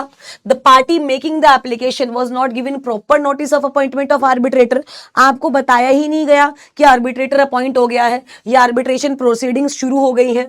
The arbitral award deals with the dispute not templated by or not within the terms of the submission to arbitration. भाई वो arbitrator के beyond था, आर्बिट्रेटर की जो जुरिस्डिक्शन थी उसके बियॉन्ड था, या फिर the composition of the arbitral tribunal was not in accordance with the agreement. मतलब क्या है मेरे बच्चे, इन अगर कोर्ट को लगता है matter of the dispute is not capable of the settlement by arbitration, the arbitrator award is conflict with the public policy. इन सारे केसेस में आर्बिट्रल अवार्ड को क्या किया जा सकता है? Set aside. क्या किया जा सकता है मेरे बच्चे? Set aside. आइए क्या बोल रहा है कि भाई जो भी आप एप्लीकेशन दोगे उसमें यू हैव टू प्रूफ कि भाई एक पार्टी जो थी इनकैपेसिटी थी उस पार्टी की, ठीक है. दूसरा, कोई वैलिड आर्बिट्रेशन एग्रीमेंट था ही नहीं. तीसरा, मेरा एक पार्टी को पता ही नहीं कि आर्बिट्रेटर अपॉइंट हो गया या प्रोसीडिंग्स शुरू हो गई हैं. चौथा, आर्बिट्रल अवार्ड एक ऐसे डिस्प्यूट पे दिया गया है जो कि सब्जेक्ट मैटर था ही नहीं. और पांचवा, composition of the tribunal was not in accordance with the agreement. और अगर कोर्ट को लगता है कि ये बात सही है, जो अवार्ड है वो अगेंस्ट पब्लिक पॉलिसी है, या फिर जो subject matter of the dispute है वो आर्बिट्रेशन से सॉल्व नहीं हो पाता, तो मेरे बच्चे अवार्ड क्या हो सकता है? Set aside. तो अवार्ड क्या हो सकता है? Set aside. एक बार दोबारा, कब लग सकती है सेट असाइड की एप्लीकेशन? ये याद करना बहुत बहुत बहुत ज्यादा जरूरी है. फटाफट से, सेट असाइड की एप्लीकेशन कब कब लग सकती है? मैम, सेट असाइड की एप्लीकेशन लग सकती है अगर दूसरी पार्टी कुछ इनकैपेसिटी थी, ठीक है. अब जो उसके बाद आर्बिट्रेशन एग्रीमेंट है वही वैलिड नहीं था. उसके बाद मैम हम ये बोल सकते हैं कि पार्टी को प्रॉपर नोटिस ही नहीं दिया गया कि आर्बिट्रेटर अपॉइंट हो गया. चौथा, मैम जो मैटर डिसाइड हुआ वो आउटसाइड द जुरिस्डिक्शन था और वो सब्जेक्ट मैटर था ही नहीं. पांचवा, कंपोजिशन एज पर एग्रीमेंट नहीं थी. इन सारे केसेस पर आप सेट असाइड के लिए एप्लीकेशन लगा सकते हो. और सेट असाइड कब होगा? जब कोर्ट को ऐसा लगता है कि भाई जो आर्बिट्रेशन अवार्ड है वो is against the public policy है. Right, arbitration award against the public policy है और जो subject matter of the dispute था मेरे बच्चे, उसको आप आर्बिट्रेशन से सॉल्व कर ही नहीं सकते थे. आगे जाते हैं मेरे बच्चे. उसके बाद वो कह रहा है arbitral award arising out of arbitrations other than international commercial arbitration may be set aside by the court. अगर कोर्ट को लगता है award is vitiated by the patent illegality appearing on the face of the award. अब वो कह रहा है कि normally generally award set of नहीं होगा, बट अगर कोर्ट को लगता है कि गलती है तो कोर्ट मेरे बच्चे सेट असाइड कर सकती है, provided that if the court is satisfied that the application was prevented by the sufficient cause from making the application within said period of 3 months, it may entertain the application within the further period of 30 days. मेरे बच्चे, अगर आपको set aside करवाना है तो आपको 3 महीने के अंदर अंदर जाना पड़ेगा. दोबारा, अगर आपको अवार्ड क्या करना है? Set aside. अगर आपको अवार्ड क्या करना है? Set aside. तो 3 महीने के अंदर कोर्ट में एप्लीकेशन लेके जानी पड़ेगी. अगर आप 3 महीने के अंदर नहीं जाते हो तो 30 एक्स्ट्रा दिन आपको मिलेंगे. On receipt of application the court में where it is appropriate and it is so requested by the party, adjourn the proceedings for a period determined by it to give arbitral tribunal an opportunity to resume the proceedings or to take such action as may deem fit. आइए, application shall be, this section shall be disposed of within a period of 1 month. 1 month है ना, 1 year. मतलब जब court के पास application आएगी तो court 1 साल के अंदर अंदर मेरे बच्चे उसको डिस्पोज ऑफ कर देगा. इन्फोर्समेंट उसकी ऐसे ही की जाएगी जैसे किसी डिग्री की इन्फोर्समेंट होती है. आइए, उसके बाद डिपॉजिट्स मेंटेन करके रख सकते हैं कुछ. Arbitral agreement not to be discharge by the death of the party, कि पार्टी इसकी डेथ हो गई है, इसका मतलब ये नहीं है कि आर्बिट्रल इंस्टीट्यूशन जो आर्बिट्रेशन की प्रोसीडिंग्स है वो सेट असाइड हो जाएंगी. आर्बिट्रेशन काउंसिल ऑफ इंडिया, ये एक बार make sure to give it a read because it is very important when it comes to exams. ये बहुत बार पूछा जा चुका है, तो प्लीज एक बार arbitration composition of the council को हम अच्छे से रीड करेंगे. अच्छा, क्या आ सकता है कंपोजिशन ऑफ द काउंसिल में? कौन कौन होगा, एज क्या क्या होगी, ये सारी चीजें जो है मेरे बच्चे आ सकती हैं. उसके बाद कन्वेंशन अवार्ड है. Convention award they are also very simple. ये अप्लाई होते हैं इंटरनेशनल कॉमर्शियल आर्बिट्रेशन की जब हम बात करते हैं उस पर. ठीक है, तो ऑलमोस्ट हमारे चैप्टर में जितनी इंपॉर्टेंट चीजें थी वो यहां तक है. उसके बाद मीडिएशन वगैरह है जो हम करेंगे. ठीक है रजत? हाँ जी. तो मेरे बच्चे अभी हम अपीलेबल ऑर्डर्स पढ़ते हैं and then will shift to arbitration council of India which is important. अच्छा, अपीलेबल ऑर्डर में वो क्या कह रहा है कि भाई ये देख, ये कुछ ऑर्डर्स हैं, इनके अगेंस्ट मतलब अगर कोर्ट ने ये ऑर्डर पास करे हैं तो आप अपील लेकर जा सकते हो. मान लो कोर्ट ने आपका मैटर आर्बिट्रेशन में रेफर कर दिया, या मैटर आर्बिट्रेशन में रेफर करने से मना कर दिया, कोर्ट ने इंटरिम रिलीफ दे दिया या इंटरिम रिलीफ देने से मना कर दिया, कोर्ट ने अवार्ड सेट असाइड कर दिया या सेट असाइड करने से मना कर दिया, तो इन सारे केसेस में आप क्या कर सकते हैं रजे, अपील। देखो यहां पर मेरे पास सेक्शंस लिखे हुए हैं बट आपको सेक्शंस नहीं लिखने हैं, so don't worry about that. देखो Section 37 provides that notwithstanding anything contained in any other law for time being in force, an appeal shall lie from the following orders and no other orders to the court authorized by law to hear appeal from the original decrees of the court। ठीक है जी, कितने matter पे appeal होगी ma'am? देखो हमें याद हो गया, हम मान लो कोर्ट ने हमारा मामला आर्बिट्रेशन में रेफर कर दिया या रेफर नहीं किया, ठीक है, मान लो रिफ्यूज कर दिया, रेफर नहीं किया, ठीक है जी। दूसरा, कोर्ट ने इंटरिम इंजंक्शन ग्रांट कर दी या ग्रांट करने से मना कर दिया। तीसरा, कोर्ट ने अवार्ड सेट असाइड कर दिया या सेट असाइड करने से मना कर दिया। एक बार दोबारा, कोर्ट ने मामला आर्बिट्रेशन को रेफर करने से मना कर दिया, कोर्ट ने इंटरिम ऑर्डर पास कर दिया या इंटरिम ऑर्डर पास नहीं किया, कोर्ट ने अवार्ड सेट असाइड कर दिया या सेट असाइड नहीं किया, तो ये सारे ऑर्डर्स क्या है रजे, अपीलेबल। क्या है मेरे बच्चे, अपीलेबल। आइए अब एक बहुत इंपॉर्टेंट पार्ट आता है, arbitration council of India.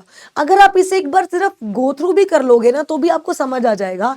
Arbitration council of India setup by the central government. अच्छा, कुछ मेंबर्स के नंबर होंगे, कुछ उन मेंबर्स की ड्यूटीज होंगी, वो मेंबर कैसे रिजाइन कर सकते हैं, उनको रिमूव कैसे किया जाएगा, उनका टेन्योर क्या होगा, बेसिकली यहीं से सवाल आ पाएंगे हमारे पास, राइट। देखिए एस्टैब्लिशमेंट, आइए, establishment and incorporation of arbitration council of India empowers the CG to establish the Arbitration Council of India to perform the duties and discharge the functions as specified in this act। आपसे duties पूछ सकते हैं, आपसे members के बारे में पूछ सकते हैं, आपसे टेन्योर के बारे में पूछ सकते हैं। The council shall be a body corporate। Council क्या होगी रजे, बॉडी कॉर्पोरेट। क्या सारे फीचर्स बॉडी कॉर्पोरेट वाले होंगे? क्या सेपरेट लीगल एंटिटी होगी, परपेचुअल सक्सेशन होगी, कॉमन सील होगी, यस और नो? एग्जैक्टली। तो कह रहा है भाई ये जो एसीआई आप बनाओगे ना ये एक बॉडी कॉर्पोरेट होगी। ये क्या होगी रजे, एक body corporate with powers subject to the provisions of this act. Clear है, सिंपल। द हेड ऑफिस इसका कहां होगा, काउंसिल का, दिल्ली में। द काउंसिल में with prior approval of CG establish office at any other place, but head office कहां होगा इसका, दिल्ली। अगर मान लो उसके बारे में कुछ इंट्रो आ जाए तो आप ये लिख सकते हो, setup bye CG, head office Delhi में होगा, it will be a body corporate, right. Body corporate के सारे फीचर्स होंगे। उसके बाद वो कह रहा है मेंबर्स कौन कौन होंगे। देखो सबसे पहले तो एक चेयरपर्सन होना चाहिए एंड उसके बाद मेंबर्स होने चाहिए। अच्छा, मेंबर्स भी होल टाइम और पार्ट टाइम बाइफरगेटेड होंगे, राइट। देखिए अब वो क्या कह रहे हैं, चेयरपर्सन कौन होगा, a person who has been a judge of the supreme court, जो सुप्रीम कोर्ट का जज रह चुका है, हाई कोर्ट का जो चीफ जस्टिस रह चुका है, हाई कोर्ट का जज रह चुका है, या एक ऐसा बेसिकली होशियार व्यक्ति है जिसके पास स्पेशल नॉलेज है आर्बिट्रेशन की, उसे मेरे बच्चे CG in consultation with chief justice of India क्या अपॉइंट कर सकती है, चेयरपर्सन। दोबारा क्या अपॉइंट कर सकती है, चेयरपर्सन। देखो इतनी बड़ी अथॉरिटी है, इसमें चेयरपर्सन का ऑब्वियसली मेन रोल होगा, तो चेयरपर्सन कौन हो सकता है? लॉ मेकर कहता है देख, सुप्रीम कोर्ट का जज, हाई कोर्ट का चीफ जस्टिस हो सकता है, या फिर हाई कोर्ट का जज हो सकता है, या फिर एक ऐसा इंसान जिसको बहुत अच्छी नॉलेज है वो हो सकता है। अच्छा, अपॉइंट कौन करेगी रजे, CG in consultation with chief justice of India. उसके बाद मेंबर्स होंगे, राइट।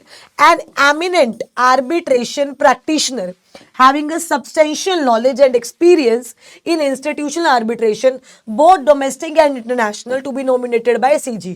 वो कौन होगा राजे, एक वो मेंबर होगा जिसके पास आर्बिट्रेशन की अच्छी नॉलेज है, और एक ऐसा एकेडमिशियन होगा जिसके पास रिसर्च एंड टीचिंग में नॉलेज है in the field of arbitration and ADRs to be appointed by the CG in consultation with the chairperson. ये भी आपका मेंबर रहेगा। उसके बाद secretary to the government of India in the department of legal affairs, ये कौन रहेगा मेरे बच्चे, आपका मेंबर एक्स ऑफिशियो।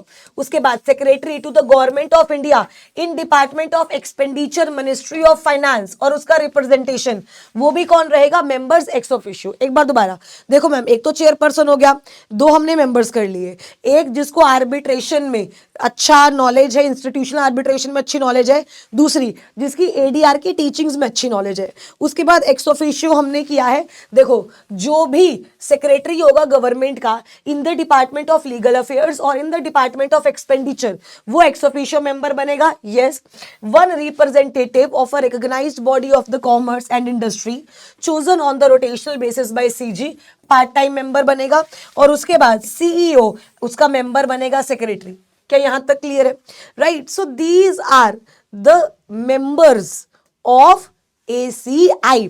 देखिए, the chairperson and the members of the council other than the ex officio shall hold office for a term of 3 years from the date on which they enter upon the office. कितने time के लिए office hold करेंगे मेरे बच्चे, 3 years के लिए। कितने time के लिए, 3 years के लिए। चेयरपर्सन और members other than ex officio shall not hold office after he has attained the age of 70 years in case of chairperson and 65 year in case of a member.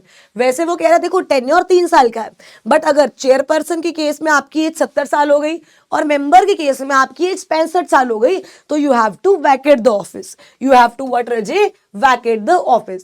अच्छा, duties क्या रहेंगी? Duties बहुत journal है। अगर किसी बच्चे ने duties नहीं पढ़ी बट थोड़ा सा दिमाग लगाया है, तो मेरे बच्चे ड्यूटीज आप बहुत इजीली लिख कर आ सकते हो। ड्यूटीज क्या रहेंगी, जैसे कि frame policy governing the grading of arbitral institutions. ठीक है जी, आर्बिट्रल इंस्टीट्यूशंस जो कि सेटअप बाय सीजीएसजी है, उनकी ग्रेडिंग कैसे करनी है। Recognise professional institutes providing accreditations of arbitrators, review the grading of arbitral institutions, hold training workshops and courses in the area of arbitration, frame, review and update norms to ensure satisfactory level of arbitration, act as a forum for exchange of views and techniques to be adopted for arbitration, make recommendation to CG on various measures to be adopted to make provision for easy resolution, promote institutional arbitration by strengthening institutions, conduct examination and trainings on various subjects, establish and maintain depository of arbitral awards, make recommendation regarding personnel training and infrastructure of arbitral institutions. Right? मेरे बच्चे अगर आप देखो तो ये जितनी है इसमें से 4-5 याद कर लेना, आपका काम बहुत इजीली हो जाएगा। ठीक है, याद कर ली, पॉलिसीज बनानी है रिगार्डिंग आर्बिट्रल इंस्टीट्यूशंस, ग्रेड करना आर्बिट्रल इंस्टीट्यूशंस को, आर्बिट्रेशन के लिए वर्कशॉप्स करानी है, उसके बाद सीजी को रिकमेंडेशन देनी है, उसके बाद मेरे बच्चे मेंटेन करनी है depository of arbitral awards, promote करना है इंस्टीट्यूशनल आर्बिट्रेशंस को। ये सारे याद कर लेना, एक बार पढ़ लेना, दैट्स ऑल। ठीक है, उसके बाद vacancies not to invalidate proceedings of the council. देखो क्या लिखा हुआ है, no act of the council shall be invalid by reason. भाई वो कह रहा है काउंसिल जो भी करेगी उसको तुम इनवैलिड नहीं बोल सकते बाय रीजन कि भाई कोई वैकेंसी आ गई है या कोई डिफेक्ट था in the constitution of council, any defect in appointment of a person acting as a member of the council or any irregularity in the procedure of the council not affecting the merits of the case. मान लो आपको लगता है यार constitution है जो इस council का वो सही से नहीं हुआ, मेंबर का अपॉइंटमेंट सही से नहीं हुआ, इस काउंसिल में वैकेंसी है या कोई इरेगुलरिटी आ रही है, it will not invalidate the proceedings. It will not invalidate the proceedings. उसके बाद वो कह रहा चेयरपर्सन है, फुल टाइम मेंबर है, पार्ट टाइम मेंबर है, by notice in writing under his hand address to the central government resign from his office. अगर chairperson को या किसी भी मेंबर को रिजाइन करना है तो वो बिल्कुल रिजाइन कर सकता है, उसको ये बात लिख करके किसको बतानी पड़ेगी, सेंट्रल गवर्नमेंट को बतानी पड़ेगी। And he shall continue to hold the office until the expiry of 3 months from the date of receipt of such notice or until a person duly appointed as his successor enters upon or until the expiry of his term of office whichever is earlier। वो कह रहा है ऐसा नहीं है कि आपने आज रेजिग्नेशन दिया तो आज आपको छोड़ दिया जाएगा। जब से आपने रेजिग्नेशन दिया वहां से 3 महीने या जब तक कोई आपका सक्सेसर अपॉइंट नहीं हो जाता या जब तक जो आपकी ओरिजिनल टर्म थी वो कंप्लीट नहीं हो जाती, whichever is earlier देखेंगे। क्या देखेंगे मेरे बच्चे? whichever is earlier। उसके बाद क्या कह रहा है? सीजी चाहे, क्योंकि ऐसी अथॉरिटी है जो सीजी ने ही बनाई है, मे रिमूव अ मेंबर, मेंबर को रिमूव कर सकती है अगर सीजी को लगता है वो क्या है, एक अनडिस्चार्ज इंसॉल्वेंट। वो क्या है? एक undischarged insolvent engaged at any time during his term of office in any paid employment. मतलब अगर वो पार्ट टाइम मेंबर है तो कोई बात नहीं भाई, वो फुल टाइम मेंबर है और वो कहीं और भी काम कर रहा है तो मतलब वो धोखा दे रहा है, ठीक है। He has been convicted of an offence in which opinion of the CG involves moral turpitude, मतलब कोई ऐसा offence which is against the public policy. उसके बाद हैज एक्वायर्ड फाइनेंशियल और ऐसा इंटरेस्ट जो उसके फंक्शंस को हैम्पर करेगा, उसने अपनी पोजीशन को एब्यूज किया है, वो फिजिकली या मेंटली क्या हो गया, इनकैपेबल। तो इन सारे ग्राउंड्स पर जो सेंट्रल गवर्नमेंट है मेरे बच्चे वो एक मेंबर को रिमूव कर सकती है।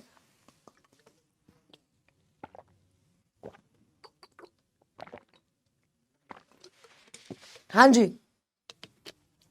सीजी मेंबर को कब कब रिमूव कर सकती है एक बार ये देखते हैं रजे। आइए, सीजी मेंबर को कब कब रिमूव कर सकती है? जब वो इंसॉल्वेंट हो गया, किसी और एम्प्लॉयमेंट में है, मोरल टर्पिट्यूड वाला कोई ऑफेंस किया है, ठीक है, उसके बाद उसने अपनी पोजीशन का अब्यूज किया है, वो जो फिजिकली या मेंटली इनकैपेबल हो गया, या उसने कोई ऐसा इंटरेस्ट एक्वायर करे which hampers his performance, which hampers his performance. The arbitrator shall be a person of a general reputation of fairness, integrity and capable to apply objectivity in arriving at settlement of disputes। चलो, but यहां तक ही था, आपको ACI करना है and I hope यहां तक सबको क्लियर है। अब वो कह रहा है आर्बिट्रेटर कौन होना चाहिए? एक पर्सन जिसकी जनरल रेप्यूटेशन हो। एक बंदा जो 15 साल जेल रहकर आ गया है, ऑब्वियसली तुम उसको आर्बिट्रेटर बनाओगे नहीं। The arbitrator must be impartial होना चाहिए एंड न्यूट्रल होना चाहिए and avoid entering into any financial business that is likely to affect its impartiality. The arbitrator should not involve in any legal proceedings and avoid potential conflict connected with any disputes. ये basically general guidelines है arbitrator की। Shall not have been convicted of an offence involving moral turpitude, shall be a conversational with the constitution of India, principle of natural justice, equity, good customary laws, commercial laws, उसको laws की knowledge होनी चाहिए। Should poses, एक understanding होनी चाहिए domestic की, international आर्बिट्रेशंस की, सब चीजों की। अगर आ जाए तो आई गेस आपने इतना सारा पढ़ लिया है कि आप अच्छे से लिखकर आ सकते हो। अब है रजे न्यूयॉर्क कन्वेंशनल अवार्ड और जेनेवा कन्वेंशनल अवार्ड। अच्छा, ये ना फॉरेन अवार्ड्स है। ये क्या है? Foreign awards. ये अवार्ड्स जो है क्या इंडिया में भी इन्फोर्सेबल हो सकते हैं? The answer is yes, India में भी इन्फोर्सेबल हो सकते हैं।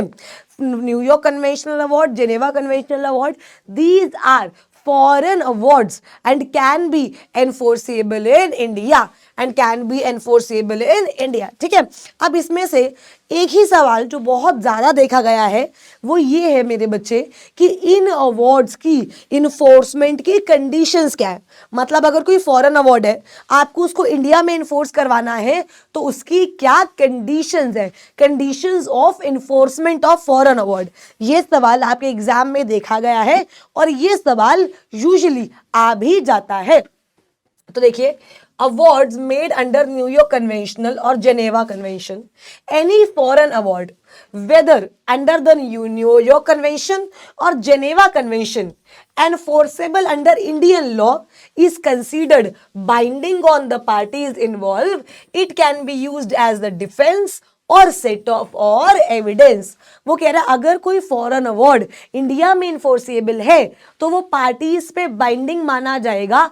आप उसको एज डिफेंस यूज कर सकते हो, एज सेट ऑफ यूज कर सकते हो या एज एविडेंस यूज कर सकते हो। क्या यूज करते हो रजे? As evidence. अब वो क्या कह रहा है, अगर आपको इसकी इन्फोर्समेंट करानी है तो ऑब्वियसली प्रॉपर क्या लेकर जानी होगी, एक ओरिजिनल कॉपी। क्या लेकर जानी होगी रजे, एक ओरिजिनल कॉपी। अब ये बहुत इंपॉर्टेंट है, condition for enforcement of foreign award. याद करो आपने एक बार पढ़ा था, अवार्ड सेट असाइड करने के लिए आप एप्लीकेशन कब लगा सकते हो, जब पार्टीज इन कैपेसिटी में थी, ठीक है, जब आपको प्रॉपर नोटिस नहीं मिला था, जब आर्बिट्रेशन काउंसिल की जो कंपोजिशन है वो सही नहीं थी। यहाँ इन सारे केसेस में आप सेट असाइड की अपील लगा सकते हो। उसी तरीके से अगर इनका उल्टा कर दो तो क्या इन्फोर्समेंट के लिए अप्लाई कर सकते हो कि भाई कोई भी पार्टी इनकैपेसिटेट नहीं है, प्रॉपर नोटिस आया था, आर्बिट्रेटर जो है प्रॉपर क्वालिफाइड है, उसके बाद मामला जो है इसकी जुरिस्डिक्शन के बाहर नहीं जाता है, ठीक है, जो इसकी आर्बिट्रल ट्राइब्यूनल की कंपोजिशन है वो करेक्ट है। बेसिकली ये सारे मैटर्स हैं, इन मैटर्स के बेसिस पर you can apply for enforcement, you can apply for enforcement. आइए देखिए, the party against whom the award is invoked was not given proper notice of the appointment of the arbitrator or the arbitral proceedings, was otherwise unable to present his case। इसका मतलब क्या है मेरे बच्चे, यहां पर आप सेट असाइड कर सकते हो, बट एनफोर्समेंट की कंडीशन वही है जो मैंने आपको बताई है। अगर इनका उल्टा कर दो एनफोर्समेंट की कंडीशंस आ जाएंगी, ठीक है। उसके बाद हम आगे चलते हैं, फॉरेन अवार्ड बाइंडिंग हो जाता है, एविडेंस सर्व हो सकता है, ठीक है। उसके बाद एक बहुत इंपॉर्टेंट पार्ट आता है रजे, कंसीलिएशन। अच्छा, कंसीलिएशन का मतलब क्या होता है, देखो आर्बिट्रेशन में यूजुअली क्या होता है, एक पार्टी हारती है, एक पार्टी जीतती है, बट कंसीलिएशन में क्या होता है, कंसीलिएटर अपॉइंट होता है। कौन अपॉइंट होता है रजे, कंसीलिएटर। एंड उस सिचुएशन में दोनों की जो दोनों पार्टीज हैं वो जीतती ही है, मतलब बेसिकली एक म्यूचुअल एग्रीमेंट बन जाता है।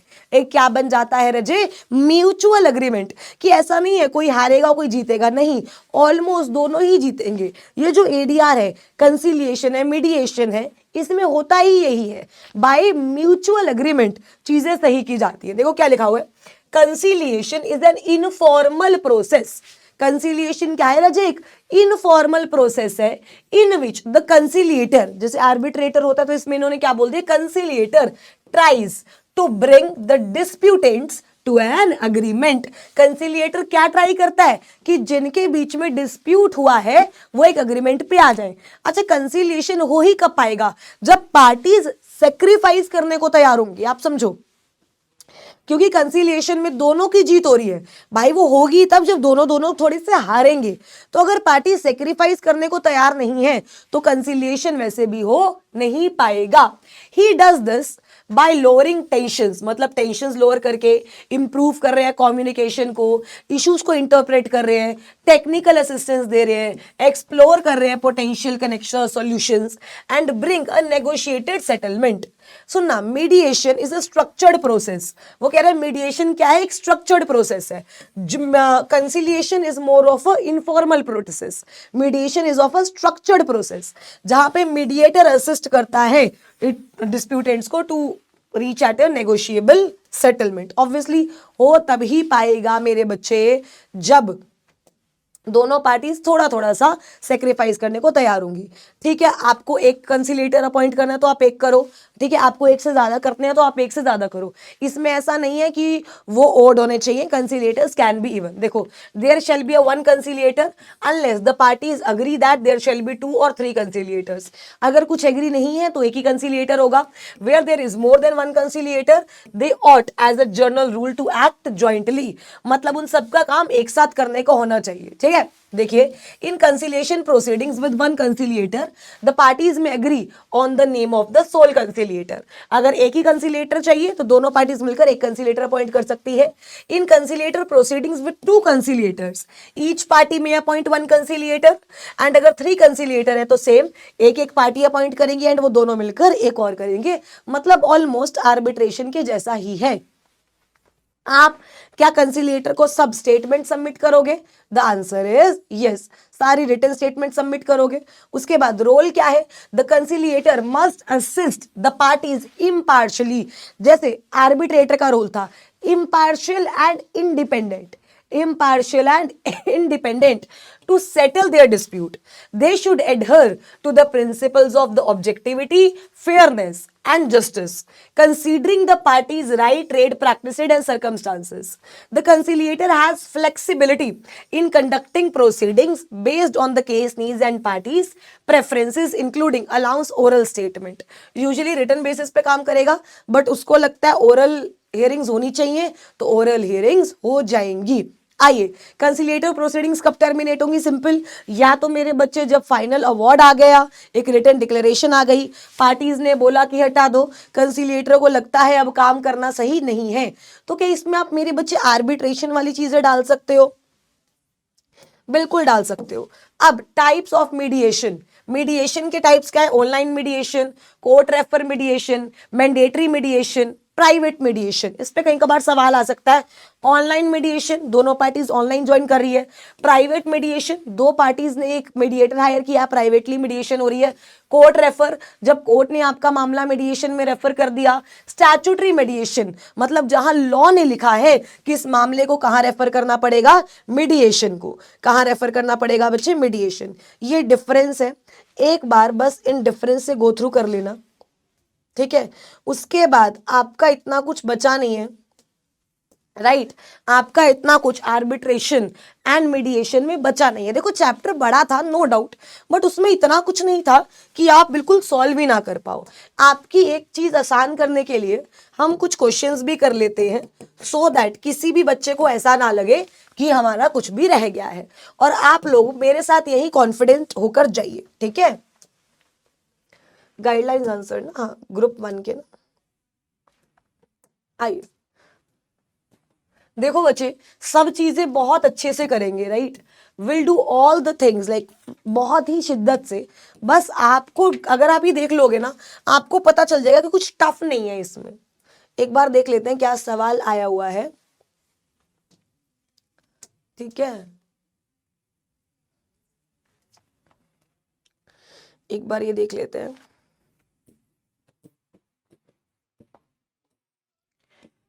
भारतीय नागरिक सुरक्षा संहिता, स्टोलन प्रॉपर्टी वाला ही है ना ये, तो 5 तो.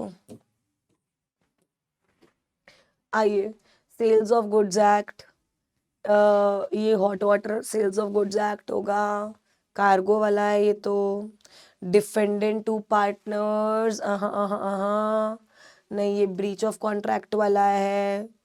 आर्बिट्रेशन का सवाल ही नहीं आया हुआ है. गेस आया तो हुआ है क्योंकि मैंने खुद कराया है. आइए, law doctrine of sufficient cause, information. देखिए, discuss the grounds on which a party against whom a foreign award is invoked may oppose the enforcement.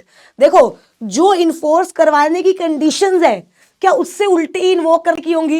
Parties in capacity थी, नोटिस प्रॉपर नहीं आया, प्रॉपर कॉन्स्टिट्यूशन नहीं है council करी, और जो matter इन्होंने डील किया है वो इनकी जुरिस्डिक्शन से बाहर है. यस और नो? याद करो, फॉरेन अवार्ड बताया था, इन्फोर्समेंट कब होगी? क्या इन्फोर्समेंट की कंडीशंस को उल्टा कर दो तो वहां पर कंडीशंस इन्वोक कर दी जाएंगी? यस और नो? एक बार देख लेते हैं. देखिए, according to section 48 of the Arbitration Council of India, enforcement of a foreign award may be refused, ठीक है, on the request of the parties only if देखो, कुछ इनकैपेसिटी थी, प्रॉपर नोटिस नहीं दिया गया था, सबमिशन के स्कोप के अंदर नहीं आ रहा, composition of arbitral tribunal was not in accordance, ठीक है. उसके बाद the award has not yet become binding on the parties. इन सब मैटर्स में मेरे बच्चे आप एप्लीकेशन लगा सकते हो फॉर नॉन इन्फोर्समेंट की. किसकी मेरे बच्चे? नॉन इन्फोर्समेंट की. या फिर the subject matter of the differences is not capable of settlement by arbitration, कि आप हमारा जो बेसिकली डिस्प्यूट है वो आर्बिट्रेशन से सेटअप ही नहीं हो सकता था, या enforcement of the award would be contrary to public policy. याद करो, ये आपने आर्बिट्रल अवार्ड में भी किया था. तो नॉर्मली सेम है, चाहे वो इंडियन डोमेस्टिक आर्बिट्रल अवार्ड की इन्फोर्समेंट हो, चाहे वो फॉरेन आर्बिट्रल अवार्ड की इन्फोर्समेंट हो. ठीक है मेरे बच्चे. आइए, उसके बाद ये एक सवाल इसमें आया हुआ है, एक बार हम दिसंबर 24 का भी देख लेते हैं, सो दैट हमारा गलती से भी कुछ रह ना जाए. आइए, ग्रुप 1,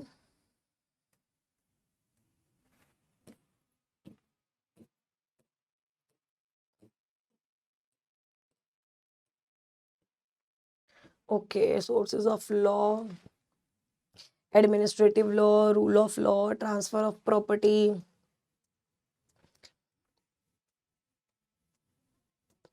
ठीक है। उसके बाद